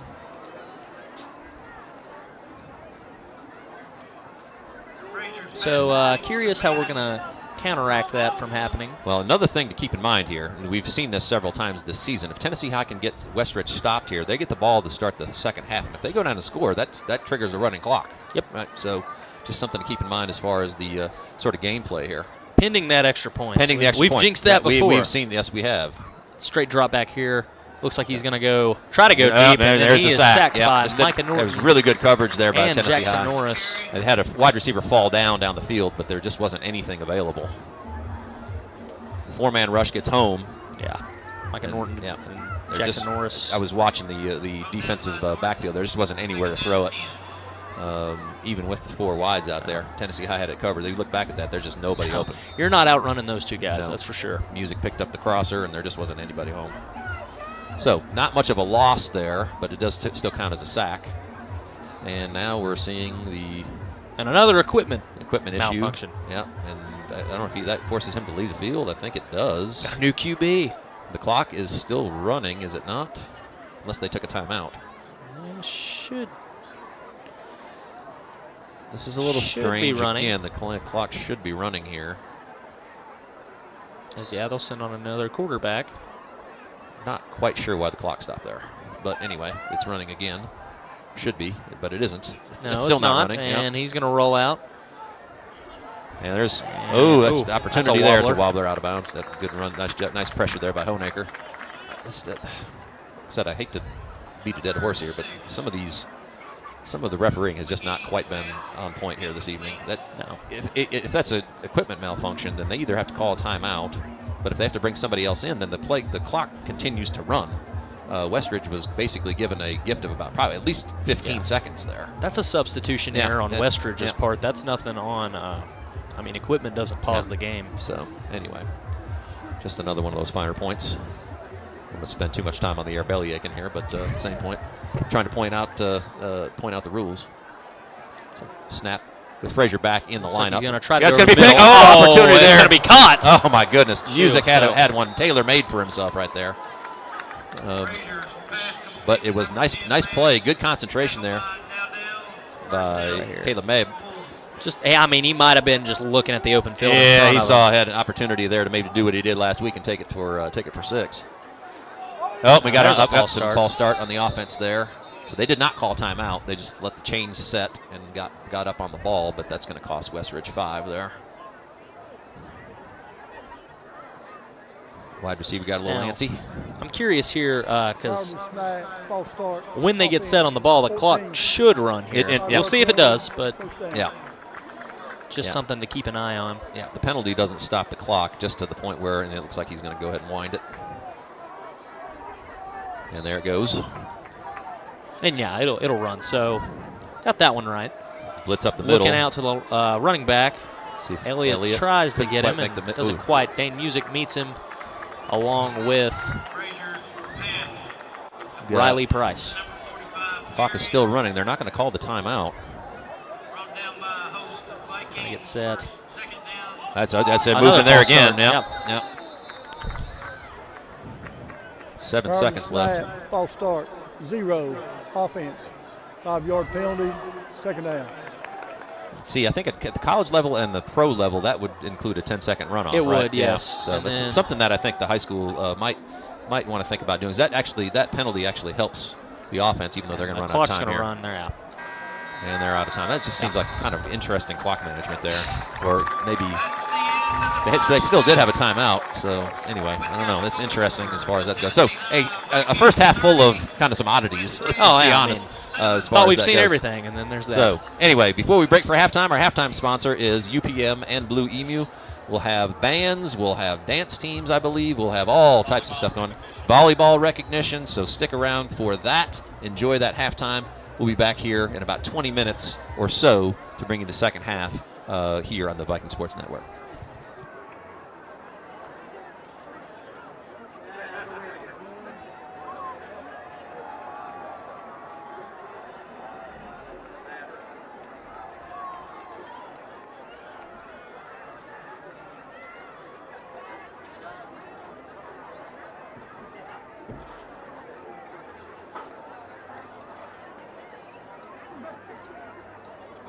Ventures, Dobbins Bennett 28, Crockett 0.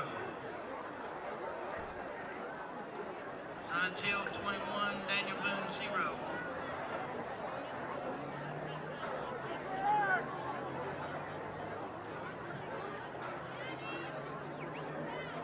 Jeff County 21, Cobb County 0.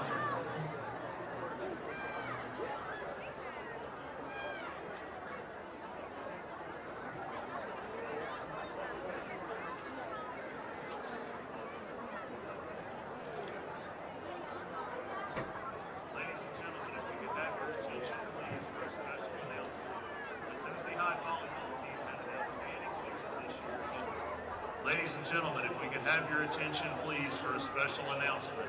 The Tennessee High volleyball team had an Ladies and gentlemen, if we could have your attention, please, for a special announcement. The Tennessee High volleyball team had an outstanding season this year, going 30-12 overall, finishing as the district and region tournament runner-up and advancing to the state Sweet 16 for the 10th time in school history. 3 of the team members were named first team all-conference, and we're going to recognize them for their accomplishments tonight. Please direct your attention to the 25-yard line. The first player we'll recognize is junior setter Bree Adams, who was named first team all-conference. Next is junior outside hitter Ashton Blair, who was also named first team all-conference. And finally, let's recognize senior middle hitter Aaron Littleton. Aaron was named the Big East Conference Hitter of the Year. Ladies and gentlemen, let's hear it for these 3 outstanding volleyball players and commend them on an outstanding season. Ladies and gentlemen, let's hear it for these 3 outstanding volleyball players and commend them on an outstanding season.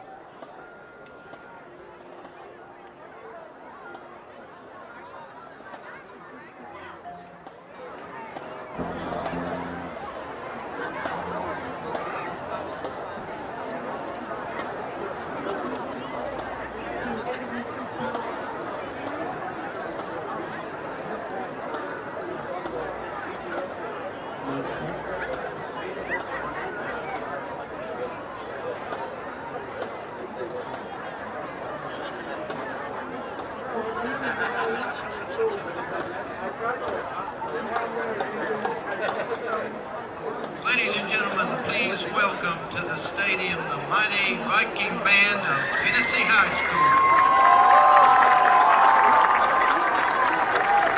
They will be performing their competition show, Follow, An Angel's Journey. Song selections include Angels in the Architecture, Fix You, and music from Angels and Demons. The mighty Viking band is under the field direction of drum major Caden Falls, co-drum major Brianna Klaus, and assistant drum major Shelby Benning. Brass captain is Mackenzie Smith. Woodwind captain is Shelby Benning. Percussion captains are Maddie Davis, Abigail Wall. Color guard captains are Nanda Humgren, Kenzie Davis, and Claire White. Band staff includes Director Terry Mitchell, Assistant Director Spencer Finch and Michael King, color guard instructors Taylor Duncan and Jocelyn Wallen, brass instructor Wesley McGrew, woodwind instructor Braden Gillum, drum major instructor Ashley Kaplan. Tennessee High Mighty Viking Band, you may take the field for exhibition.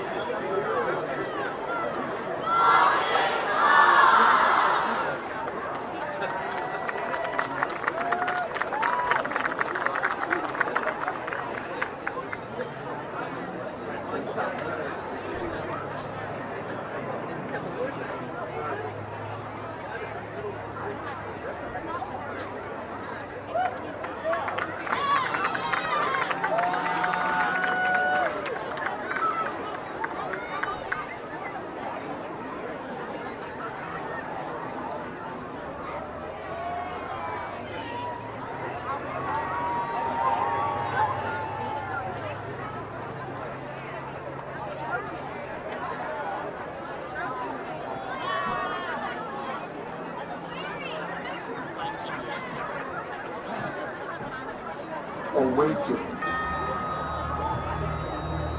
Arise.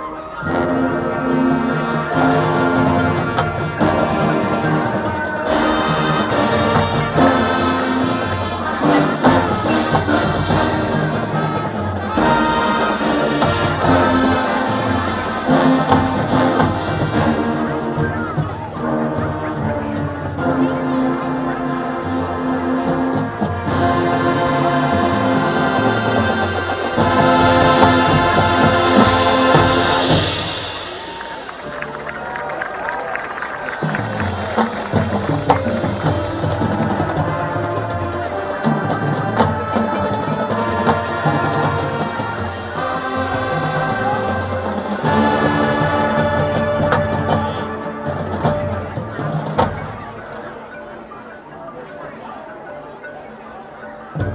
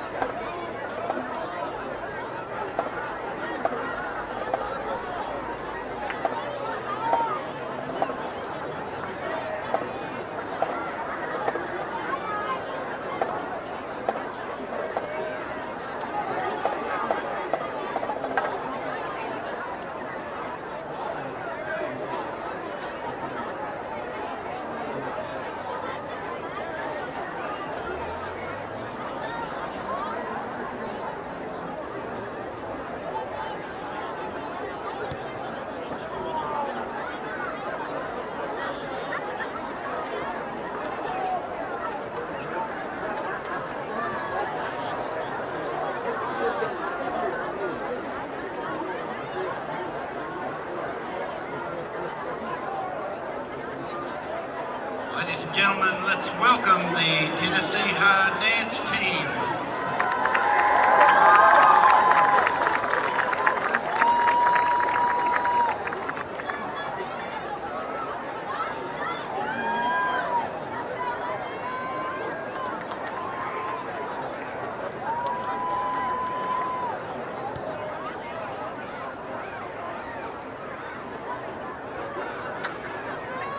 Y'all know me, still the same old shit. Y'all know me. Y'all know me, still the same old shit. Y'all know me, still the same old shit. Been low key, ain't no more rock. These no shit, no deal. Wait for the low keys, no boots, no store, no skis. Mad haters, I can find it, do it to the bottom.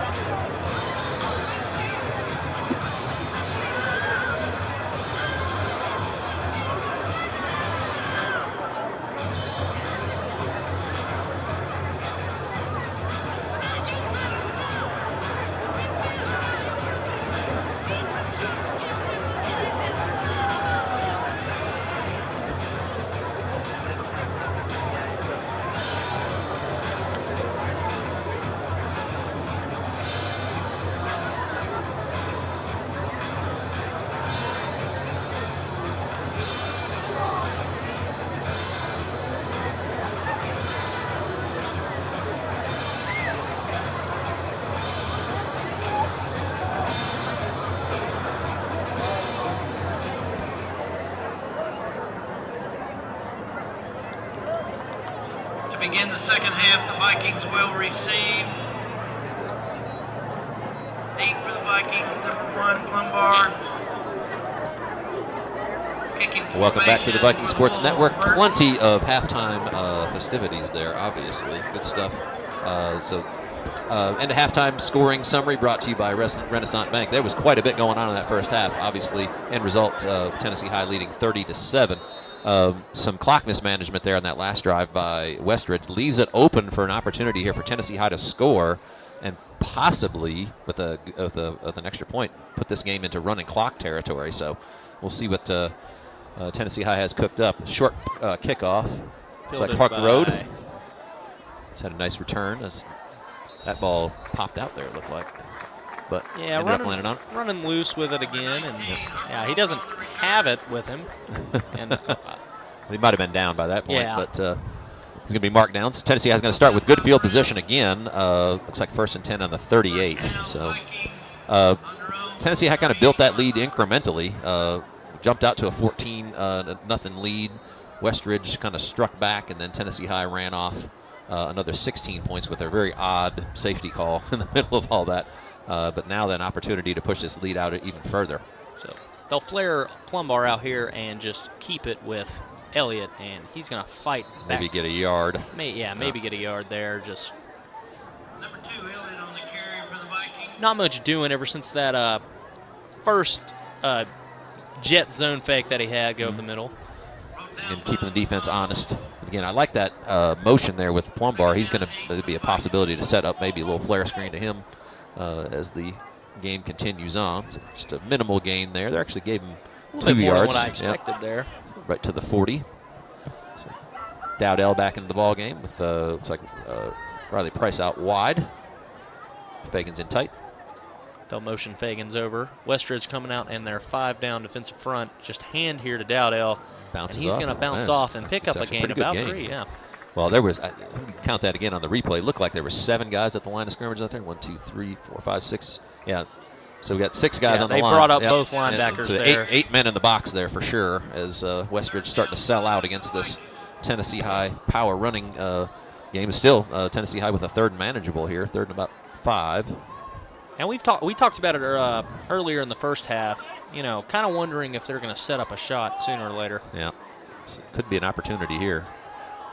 For sure, 3rd and 5. And they're going to put the timeout. Yeah, had some confusion on the formation there. So Tennessee High is going to call a quick timeout. Tennessee High, first of the half. We'll keep it here. So impressions from the first half. I mean, that was kind of wild. There was a lot going on from top to bottom. Some pretty wild plays in there with but again, I think maybe the consistent part was Tennessee High's offense was able to kind of set the tone and keep it all the way through the half. So, but as we continue on here, let's see what Tennessee High dials up here on this 3rd down. Just a quick 30-second timeout. So we've got. It looked like they were going to set up in kind of that kind of bunch formation to the short side of the field. See if they stick with that same play call. As Tennessee High breaks the huddle, they're going to go wide left, at least to begin. Looks like they're going to stick with that. So that's 2 wides with Fagans in tight. And now another whistle. I've got to get them to reset the play clock. Been an interesting night as far as that goes. Yep, it has been. But again, Tennessee High, Westridge in their 5-down defensive front. They're going to roll out Elliott, and he's going to make a move and try to power his way. He's going to be just short, it looks like. For just a gain of about 2. He's trying to get Fagans out in the flat there, but I think the Westridge defense was able to snuff that out. And Elliott had no choice but to kind of turn that up, and looks like he's going to force a Tennessee High punt. And right at midfield, I was wondering what decision they were going to make here. I think maybe if he'd this is probably the right one. Yeah, if he'd maybe got another yard and a half, they might have gone for it. But it ends up being more like 4th and 3, so they're going to boot it away. Good stay in there by the Westridge defense. Richardson had a phenomenal punt on his last attempt that pinned him down inside the 1 and led to a questionable safety call. But, you know, this one more off the side of his foot. Not going to be as great, but going to take a favorable bounce. Yep, down towards the 20-yard line. So Tennessee High flips the field, if nothing else, to start the third quarter, and Westridge now gets an opportunity to cut into Tennessee High's lead. They had a hard time getting any offense going. One really good sustained drive is about all they had that first half. Yeah. Helped out by a couple of penalties, true, though. True. A couple of big plays by the Tennessee High defense, again forcing that safety, and then Colson Maddox with another pick in that aspect. So again, with Westridge trying to push the ball down the field, Tennessee High's been in good position, especially in their defensive backfield. Haven't really given up much. And again, Dane Music with an opportunity for interception that kind of slipped through his hands. But Tennessee High seems to have a pretty good read on what Westridge want to do. 3 wides and a pistol formation. Yeah, bringing the tight end back into lead block Nothing here, there, and yeah. Fagans is going to get that one pretty much immediately. But just hasn't been much through the middle for Westridge. I think their best run, I think, was on that touchdown earlier when it was about a 3 or 4 yard carry. And he's just there. Great job of scraping. Not as low as he probably would have liked, but gets him down. Gain of just 2 on that play, so 2nd and 8. Similar formation, if not, they're going to move the running back up to be kind of shoulder to shoulder with the quarterback here. And I wonder if they're just going to utilize. Yep. There it is. There's Fagans again. Yep. All over it here. Yep. He's just making quick reads, and as you said earlier, he's just reading the guards wherever they're going, and he's able to kind of shoot that gap. They just have had no answer for him. Yeah, it's right here. They pull, and he just shoots right past them. So there's a little bit of a high snap that upset the timing there, and that allowed Fagans to be all over Frazier. And so now we end up with a 3rd and about 15 thereabouts. So again, an opportunity here again for Tennessee High to make this a really quick 3 and out as Westridge goes to a 4 wide. Yeah, kind of been their go-to formation here on 3rd down, as they're going to roll out yet again, try to wedge Khalil Honecker, but he's going to be met by Cooper Boer and a gaggle. The Vikings. And Tennessee High just been able to get all kinds of pressure with 4 guys. They haven't had to blitz at all. But again, I think it's a little bit of a credit to the defense backfield. Nice job by Norton with a little swim move to get loose, and there's just the timing's all off there at that point. And they tried doubling Honecker, and it just, I mean, there's still 3 guys that you got to worry about. Yeah, Norton's not a guy that you can single block very often, and give credit to Honecker. He's just been a completely disruptive force from that edge. 2 negative plays pushes this back to a 4th and 21. And again, now opportunity for Tennessee High to get possession here on the Westridge end of the field. Right here, they're going to put this one away. Price couldn't see it, I don't think. He's just going to say stay away from it, kind of dies there, and is going to end up right about the 46-yard line. So really nice defensive stand there for Tennessee High, just kind of swarming around the ball. And anytime Frazier hasn't been able to get the ball out of his hands in about a 1.5 seconds to 2 seconds, he's just been swarmed. So we'll see if Tennessee High can punch one in here. Looks like Jack Richardson's going to come in and play quarterback on this possession. Haven't seen as much of him tonight as we have in previous weeks. Well, it's been a little bit more consistently with Elliott. Of course, with the power running, it kind of makes sense. But again, I got a little bit more of a 4 wide formation this time. Yeah, so first time they've come out in this all night. So there are some gaps in this defense here too. If they want to let it fly, but and let it go right up the middle there to Dowdell. I think of just about 3. Looking at that formation on the replay, they had Westridge outflanked here. For sure. That wide. There was plenty of got an inside linebacker on a. We had another wide receiver that's off the screen there that you can't see, so that they had an opportunity there if they wanted to go, maybe do a quick slant or even just kind of a post route. I think it would have been there. So something to keep in mind. The same formation. Yeah. Right here, just a screen to Price, and he's going to turn upfield. He's got plenty of room to get the first down. A horse collar. And a little more. They're not going to call it, but it looked like he had him by the inside of the. I think him being able to shrug that one off, they kind of let that one pass kind of right here. Nice. Now, if he tackles him by it right there, I think they call it. Yeah. But since he breaks out of it, they let that one go. It's interesting. I think technically that's still supposed to be a penalty. It is, yeah, for sure. Again, kind of a dangerous play, but Price was able to break that tackle. Really nice block there by Baron Harklerode that kind of sprung him.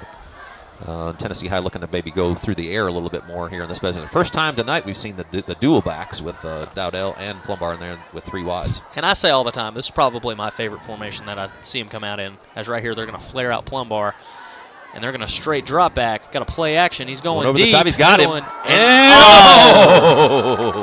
I want to point out Harklerode, great throw by Richardson, but if you look at this backside here, I believe Riley Price. Oh, there's left nobody by there. Himself, yeah, and there's he was. nobody there. Yeah. So he scans the field one time right there. He just dropped that right in the bucket to Price, and he's going to walk into the end zone. But it's still a really nice ball by Richardson there. That was a catchable ball. Yeah. But good job by the Westridge defense there. Got a hand in there and made that a tough play. So, again, Tennessee High coming out in that same formation. 2 backs, 3 wides. Right here, they're going to get Plumbar on a little escape route and penalty. Penalty flag here. Let's see what that's all about. If we had maybe an illegal man downfield or something there. Play was kind of a long developing play.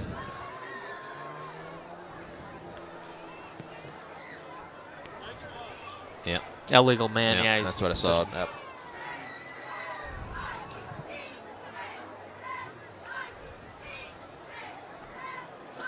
Going to decline it. Yep, it's going to push it to 3rd and 10. Receiver downfield, number 17. That penalty's been declined. I don't. So was Price covered up on the play? I'm guessing he must have been, because that doesn't make any sense. No. Otherwise, but just so it's kind of like an illegal formation, I guess, to a certain extent. If he's got to be in a position to where he can get a free release, but I didn't see it. Yeah. I don't know how the outside receiver is an ineligible receiver, but what do I know? Right here, Richardson's just going to pull it, and he's going to pick up the first down and 20 more, and that has to be a horse collar. Well, that might have had him by the. But I don't know. To look in the replay, that looked like a horse collar from here. Yeah. It's going to be 4th down and just maybe a half a yard. Let's see here if he has it. Oh, he's got it. He's got it by the jersey. Back plate or something. Yeah. Didn't have it inside there. It's 4th and about yard and a half here.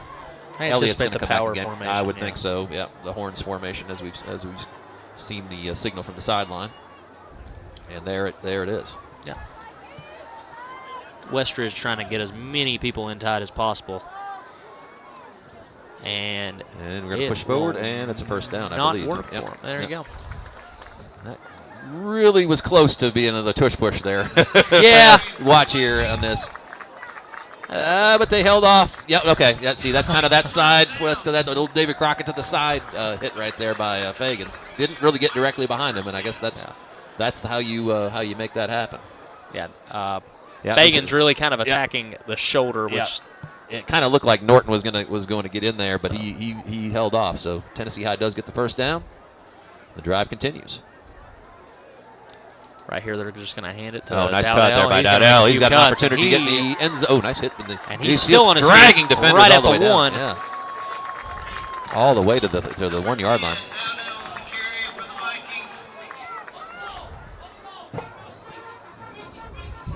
Going quick right here. Try to punch this one in immediately. See what they do. Anticipate a Turner Elliott keep and across young man. That time it was. I saw. They're going to call that. Number 55, 5-yard penalty. Repeat first down. Yeah, it's the right call. I think. I just watched that one this time, and the idea of this. Watch Norton here. He does. See, he gets directly behind him, and he does push him. I mean, it wasn't much. It wasn't much, but it gets more progressive, I guess, towards the end. You just can't do that. That's a pretty well-defined part of the rule, and that's the right call, I think, under the circumstances. What Fagans did on that other one was just kind of shoulder to shoulder with him, and there may have been a little bit of contact, but he was not directly behind him. So Tennessee High going to stick with the tight formation here. Motion over Micah Norton, and I anticipate the Trent Dowdell toss, and they're there, and so did they. Yeah. Good recognition there by Westridge. I wonder what the counter in the offense is to that if you move Norton over. I wonder if maybe, like I said, like a naked bootleg or something like that would probably really work. I would think so too. Elliott being the runner that he is. And formation may flip back to something more receiver heavy. All right, so it's going to be 2nd and goal from about the 10-yard line as Tennessee High is looking to build that ever-present 30-point lead where the clock would run. Under that circumstance. Back to this bunch formation here. Westridge still staying in 5 down. And they'll do a little reverse to the wide receiver, Landon Graham. And he's going to Defensive powers guy. way Oh, come on, down young to man. about the 1 yard line. Run through contact. Don't stop those feet. Yeah. Took 3 Westridge Wolves to get him down, but a kind of nice little wrinkle here. I like this. Yeah. Graham, pretty good athlete, good basketball player as well. See him playing some round ball later on this year. Just talking to a couple of the basketball coaches here. Basketball getting ready to start, I believe, November 4th. Coach Mike McMeans and the boys getting things ramped up. And we've seen him try to sweep with Elliott here. Maybe something similar to that. 1 yard to go. 1 yard to go, yeah, right ball. But no, it looks like they're in the. There, yeah, a little confusion. Yeah. Doesn't look like the. Yeah, got all kinds of people running on and running off, so Tennessee High is going to take a quick timeout. Yeah. Again, timeouts brought to you by RentonBristol.com. We'll take a timeout with them here. We'll be back here shortly. 3rd and goal for Tennessee High here on the Viking Sports Network.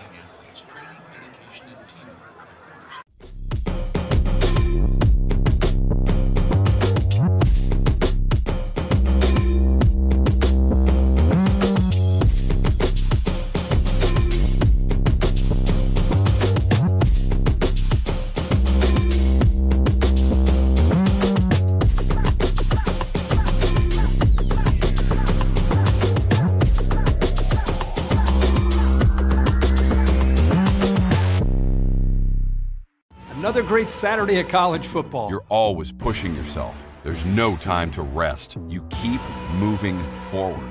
The only thing better than your last accomplishment is your next. What's next? What's next? What's next? So, Allie, what's next? I guess we'll see.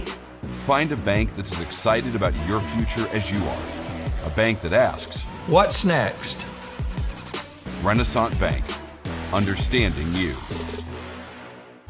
Welcome back to the Viking Sports Network. 3rd and 1. Tennessee High in the horns formation. Elliott's going to go straight over the top, and I think he got that ball over. I don't see how he couldn't have gotten that ball over from where, and they're not going to give it to him. No. They may. Unless it was loose, which it could have been. I just don't think he got the initial push. That So they knocked it out of his hand here, apparently. He tried to go over the top with it. And, yeah, I don't think he ever had a hold on the ball. He's fighting, and then right I don't there. know. But that sure looks like, if anything, he's got the ball there, so his forward progress has stopped. Goodness gracious. I mean, he's still got well a hold of the ball, even though his jeez. Yeah. He had another. I mean, if he's not in right there, he's still got the ball there. I mean, goodness gracious. Anyway, they're going to give the ball to Westridge there on that possession. They're going to take over at the 1 yard line. Yep. Westridge bringing their tight end here. Almost expect them to just try to do that. Much there. Going to pick up maybe a half a yard. No, not quite a safety there, Trent, but close. Only got about maybe a yard at the most. Looks like they're going to mark it just outside the 1. Yep. And all you have to do on these safety calls is just get the nose of the football out of the end zone. That's if it. any part of the football is out, then it is not. Doesn't matter where the body is, right? Nope. Yeah. So 2nd and 10. Westridge taking the ball about 5 yards into the end zone. Similar to the situation we saw earlier. Right here, just another straight handoff. And Boer's going to meet it first, along with Leo and Fagans. Still only about a yard gained there. It looks like maybe 2 at the most. Still a little flabbergasted by that call. If he kind of been the theme of this one. If he wasn't in the end zone, that's one thing, but his forward progress was very obviously stopped with possession of the ball in his hand. So, one of the things we try to do here is to quote the rules, and that certainly didn't seem to be fit within it. But anyway, minute and 20 seconds to go. 3rd and long for Westridge. 3rd and 9. See what they're going to put the ball through the air here, and they are. Yeah, looking at this backside, and that one's going to be out of bounds. Good coverage there by that was Harkley Road. And again, there was Honaker again. Watch on the replay. He gets an inside rush, and he really quickly beats his defender. Ooh, that could have been a call to hold right there, and that a hold in the end zone is a safety. Anyway, now Westridge has the unenviable task of trying to kick this ball out of the end zone with very little space to be able to do so. If Price can catch this ball coming forward, he's going to be an opportunity to take this thing home. Yeah, and likewise, we can get rushers in the face. Yeah. May not even need to do that, as he's going to get it off, and it's not going to be a bad punt. But it's definitely this returnable. thing right at the 45. And there goes. Yeah, there's going to this one's coming back no matter There's what. a couple different penalties there. This was marginal here on the back end because it looked like Dowdell got his head across, but are they going to call a crack block on this one? I don't know if that it was. Well, it's going to be this one back here, further back is going to be the one. So it looks like right, that's marginal. I mean, that's not a terrible call, I guess, no. but it's more understandable than some of the ones we've seen. Receiving team, that penalty decline. Blocking the back, number 10, that penalty's been accepted. 10-yard penalty from the spot. First down. So Westridge does kind of escape there with a bit of a flipping of the field here. It's at least going to push Tennessee High back into their own territory. Again, marginal call. I don't really even like it as a block in the back. Maybe if you call it was a hold. Yeah, anyway, technicalities here. Tennessee High is going to get the 1st and 10 with the ball on the 47. Turner Elliott back into the game. Plumbar in the backfield. 2 wides to the right. Fagans on the left. Let's see if they motion him across. So Westridge staying in that 5-down defensive front. They've kind of gone to that all of the second half. As right here, it's going to pay dividends for him as wrap up Plumbar for a gain of nothing. Good hit on the interior by Arnold. But again, they're going kind of that, kind of what Tennessee High did against Crockett, going to more of that bare front. But it does, one thing that does do is expose the edges. Yeah. See if Tennessee High tries to get outside here. You got Plumbar in, so that's definitely a threat if you're Westridge. Especially if you're looking on this outside. If we can get Fagans to kick out here, might lead to something good. As right here, just a jet toss. There's Harkler Road. Nice block there by Plumbar. Plumbar is going to get him close to the first down. Just shy, it appears. Going to end up being 3rd and about a half a yard. Oh, they're actually going to give him a first down. They're going to move it on. So, they're going to go to about the ball side of the field, strong side. Going to move Tennessee High into Westridge territory, which will be our final play, very likely, of the 3rd quarter. As the chains get set, Tennessee High may get one more snap off. It's a Friendship Car's first down. Yeah, he got out of bounds, so clock will stop there. Yeah. Right here, Westridge barely gets a player off. Just fake that one, and Elliott's got a lane. Yep, nice cut to the outside. He's going to make a few moves. He's going to try to power his way down inside the red zone. Nice move there. I like that play call. It's worked for him twice tonight. That little bit of a fake pitch, or a fake kind of touch pass, and then Elliott does the rest. Nice cut. Good little stiff arm right there. Ends up picking up another 5 or 6 yards. Tennessee High now moves into Westridge territory, into their red zone once again.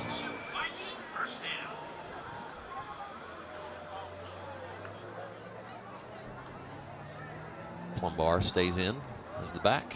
Westridge kind of widening out their formation a little bit now that they've had some success on the edges. Yeah, there's going to be a 5-yard penalty there. Colson Maddox selling it.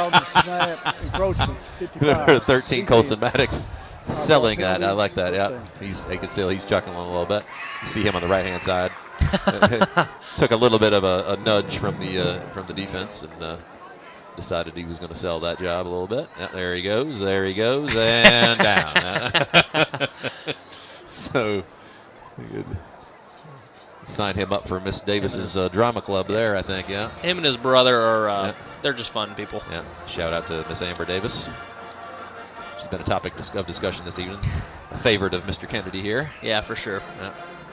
Right here, straight keep by Elliott, and he's going to power his way for a touchdown. I believe, yes. Hopefully touchdown, they give him Tennessee this High. one. They do. He ended up landing on the defender and rolled into the end zone, and that's Tennessee High adds 6 more right at the end of the 3rd quarter.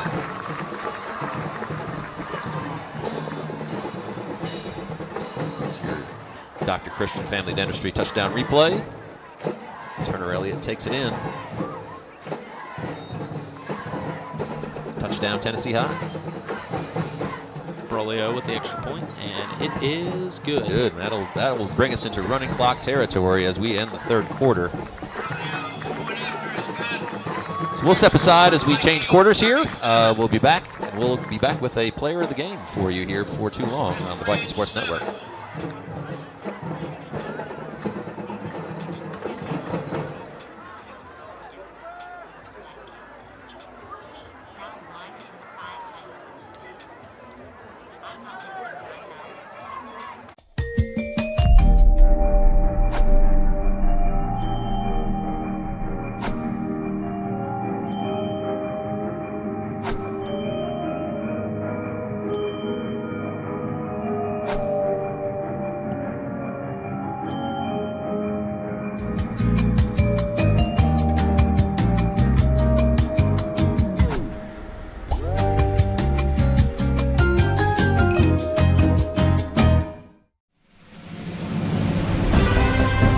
Individual effort, dedication, and a positive attitude combined with team spirit are the key elements of winners. The Robinette Company has positions available for people who want to join our winning team of over 400 employees. We proudly provide flexible packaging for many of our nation's finest brands like Moon Pie, Royal Oak Charcoal, Pillsbury, King Arthur Flour, Great Value, Food Club, and many others. Apply online at robinettejobs.com today. An equal opportunity employer. Welcome back to the Viking Sports Network. Knox Arrington kicking off. Fielded that short side, and a host of Vikings, including Elijah Plumbar, Baron Harkleroad, and several others make the tackle right about the 35-yard line. Number 24, Gabe Music for Westridge on the return. So again, this clock will run with a 30-point advantage for Tennessee High. I think we've every game we've commentated, at least, this has come into fruition except for the Morristown West game. Yep, every single game this year has been either running clock in the second half. Quick pass. Ooh, looked like Boer was an opportunity there maybe to get a hand on that ball, but it is dropped in complete. Frazier to Bannon for a short gain, about 4 yards it looks like.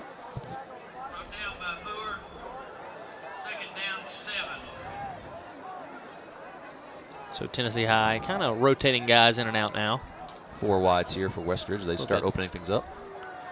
Grayson Swaggerty, senior, trying to get on the edge here. There's Price on the outside. Riley Price, and they'll do a good job at forcing him out of bounds for a loss on the play. Nice job by Price there, forcing that quarterback Frazier to actually kind of take a little bit more of a longer route.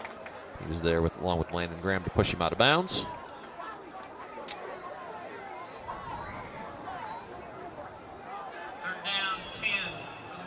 Third and long again for Westridge.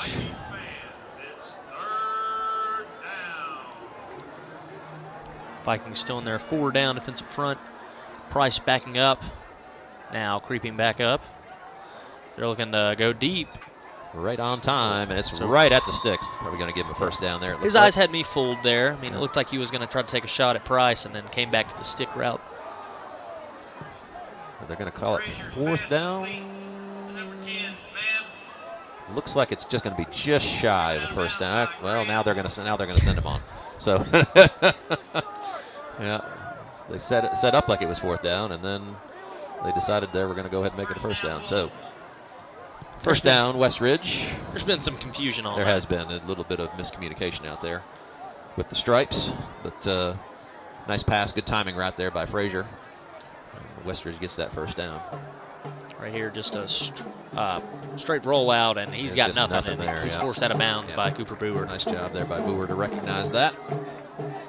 Went to the short side of the field. There just was nowhere to go. So that's going to go into the book as a sack for Boer.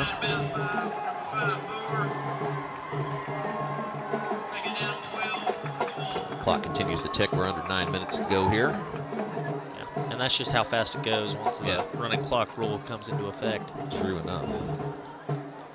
So see some new faces in there for Tennessee High. Number 8, Killian Leo in the ball game. As right here, just pretty decent run here. And he's loose. He's gone. Unless Baron Harkleroad or Dane Music can track him down, and Music Dane Music will do it. Does track him down, but a nice run to the left side there got loose. Just doesn't quite have the speed to finish the run, but there for a minute, it looked like he had the angle. Number 45, Sam Perry, with the nice run there down the sideline. Saw number 68, Erasmo Cobian, in the ball game as well, his first appearance for Tennessee High. So if Westridge scores right here, that will take away the running clock rule. That is my understanding. We haven't had that happen right yet. Here, going to a fade. And it's incomplete. And, of course, we're going to get a flag. And, my goodness. There just wasn't really anything there. And I don't see that one either. Pass interference, 19 defense. But it's been sort of par for the course here this evening. Down remains, first down. Not allowing really anything all night. And there's just nothing. There's just nothing there. Yeah. So. Yeah, I don't see any grabbing. Guy's just maybe a tad taller, but. Yeah. So anyway, first down on the about 1.5 yard line after the penalty. I expect just a kind of a pistol handoff, and that's what it is. And he will. I think he's going to get stacked up. Yeah. So that continues the clock continues to run based off of that. So we're going to dip under 7 minutes on this possession. Nice job by the Viking defense to stand up there. That was Dane Music filling the hole. A host of Vikings on the tackle. That's a good way to put it. Frank Reed in there as well.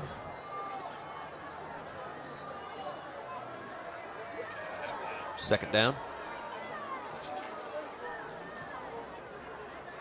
Looks like they're going to jet over here, kind of give some eye candy, then hand straight again. Ryan that Mullins was close. there I'm first. not sure he got there. No, and Ryan Mullins was there first. Outside the line, yep. He did not get it. So it's going to be third down. It did look like his leg was down before he got in. Nice job there by Mullins shedding that tackle. Yep, and his knee's down before he gets, and the ball's in his left hand too, I believe, so he's just not going to be able to get that across. So more time continues to run.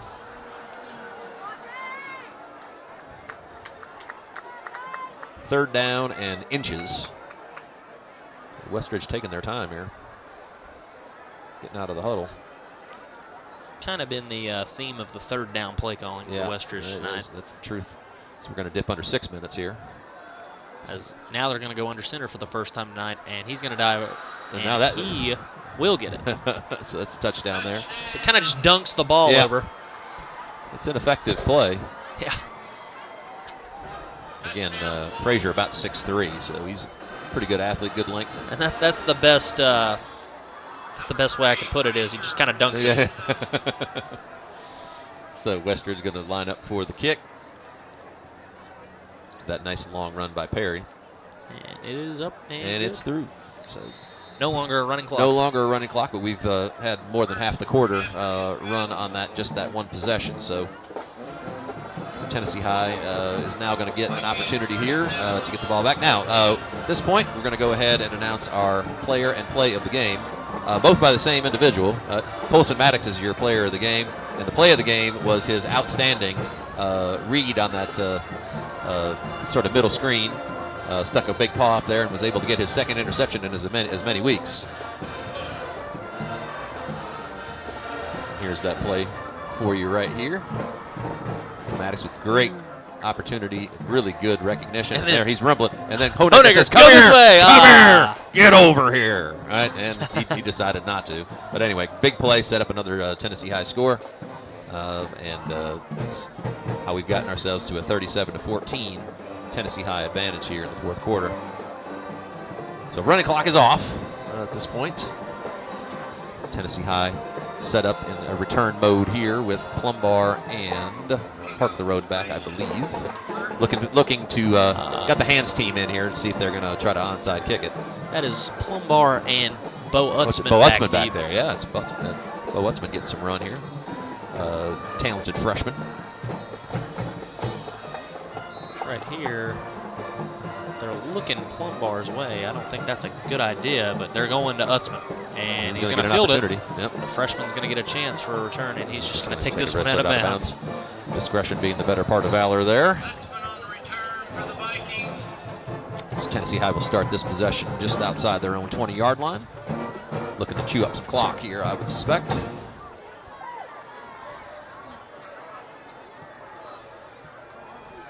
So a big night for the Vikings here. Again, they've sort of been on this roll, and we talked about this last week. Ever since that those 2 trips up into Southwest Virginia where they shut out Abingdon and Gate City by a combined score of 42-0, they've really sort of found themselves both offensively and defensively, and they've just been playing excellent ball ever since.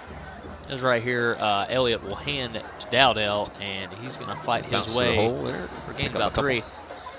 I want to make mention that following this game, if it goes the way it's planned, Tennessee High and Westridge will now have a split series, 2-2 in the 4 appearances that they've met. Yeah, again, it's a healthy rivalry here. Teams only separated by a handful of miles down I-81.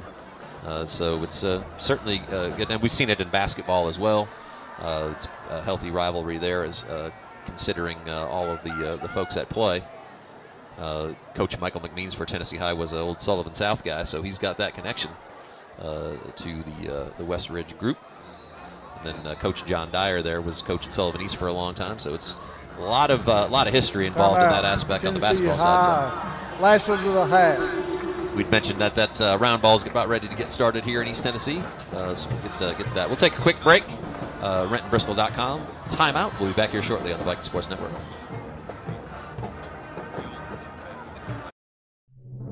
The Robinette Company supports Viking athletics. We are one of the Tri-Cities' premier manufacturing companies with over 400 skilled and dedicated employees. Just like the Viking athletes, training, dedication, and teamwork are the cornerstones of our success. We supply flexible packaging to many of our nation's finest products, such as Moon Pie, Royal Oak Charcoal, Pillsbury, King Arthur Flour, Great Value, Food Club, and many others. Join our winning team and apply online at therobinettecompany.com. An equal opportunity employer. Go Vikings! Welcome back to the Viking Sports Network. 2nd down and 7. 4:58 to play here in the 4th. Tennessee High with a 37-14 lead. Looking to run this clock down as far as they can on this drive. Get themselves out of here. We'll get you a little bit of an update on what's going to happen next week, as the final week of the regular season is upon us.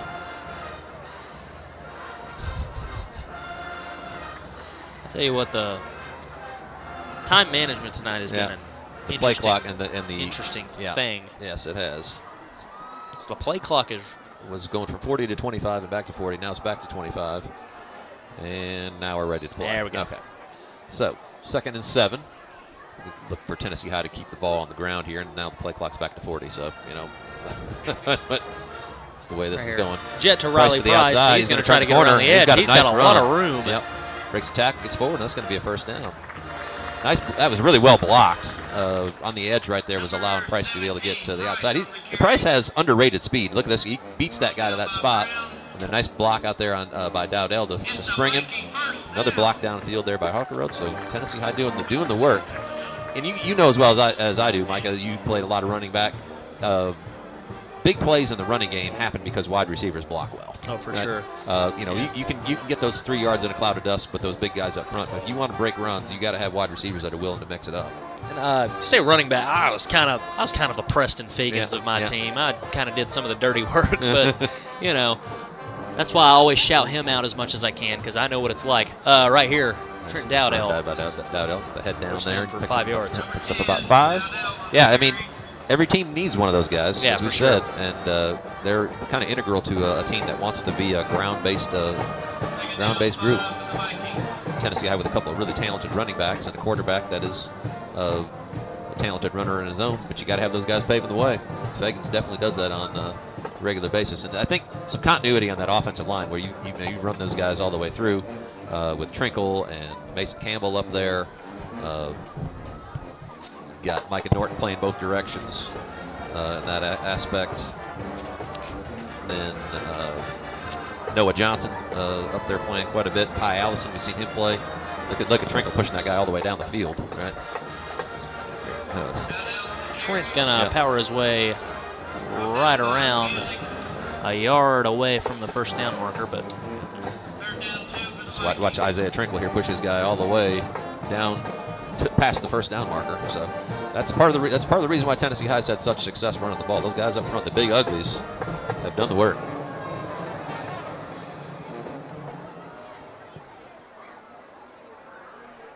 back in the power formation. Kind of been the staple of the game tonight. Clock is now dipped under 3, so Tennessee High doing what they expected to do here is run this clock down. Grinding away. Dowdell is going to just barely get the nose of the ball to the first down line, I believe. It's going to be a first down. Tennessee High continues to move the ball.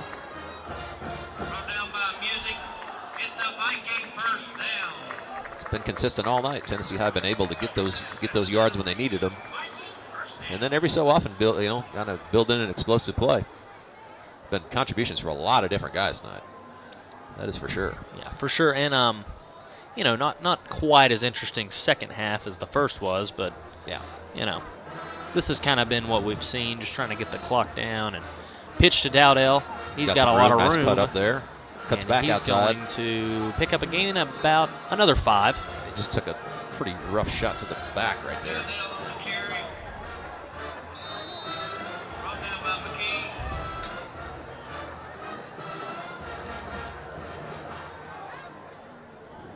Yeah, kind of got landed on right there at the end.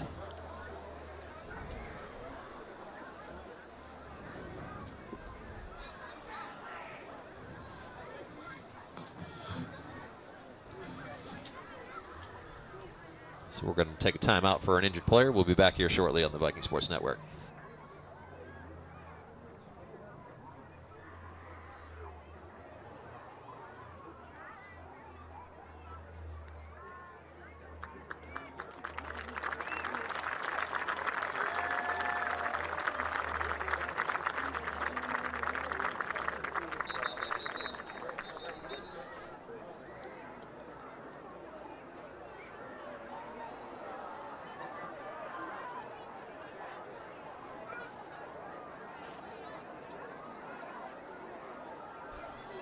Welcome back to the Viking Sports Network. Minute 45 to go.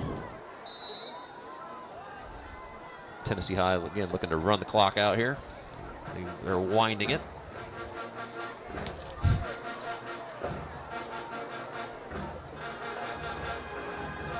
Tennessee High being methodical, breaking the huddle, sticking with that power formation, the horns formation. Right here, they're going to hand nice job there. Good, Plumbar. nice job by number 10.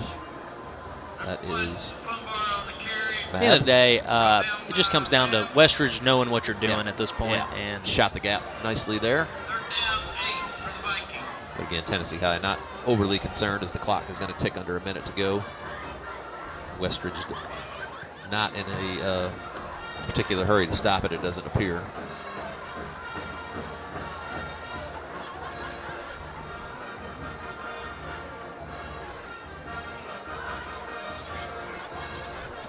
Same formation. Tight.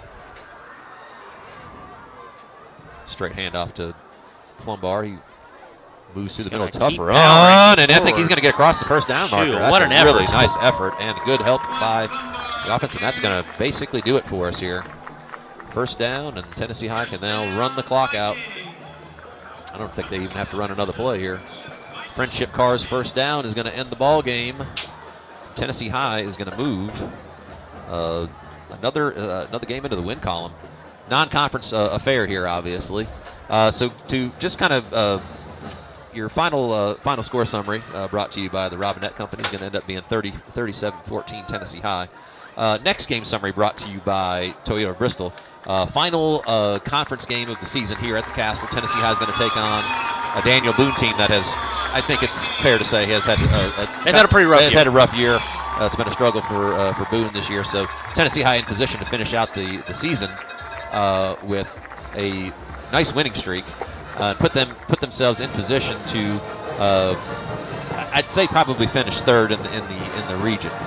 That would put them in a situation where they probably have to travel to Knoxville, but will not have to play the #1 seed coming out of there. So we'll gather some info on that between now and next week, and we'll have that kind of queued up so we kind of have an idea of where things stand. But all things go into order. Tennessee High gets an opportunity here to basically run the table with, is it 6 or 7 straight victories? I think it'd be 7 straight victories by the time it's all said and done. So really great end of the season. Tennessee High seems just to be getting better and better, Mike, as the season continues to move forward. Part of that is staying healthy, but at the same point in time, obviously Coach Holt and the staff have these guys playing at a very high level. I certainly agree with that statement. So that ends this evening's Pink Out game. Obviously, breast cancer awareness is something that the football world takes seriously from top to bottom, high school all the way up through the pros, so we'll shout that out. Really nice game for Tennessee High this evening, top to bottom. Again, Colson Maddox, your player of the game. I'm your host, CJ Manahan, along with Mike Kennedy, signing off here on the Viking Sports Network. As always, Viking Pride.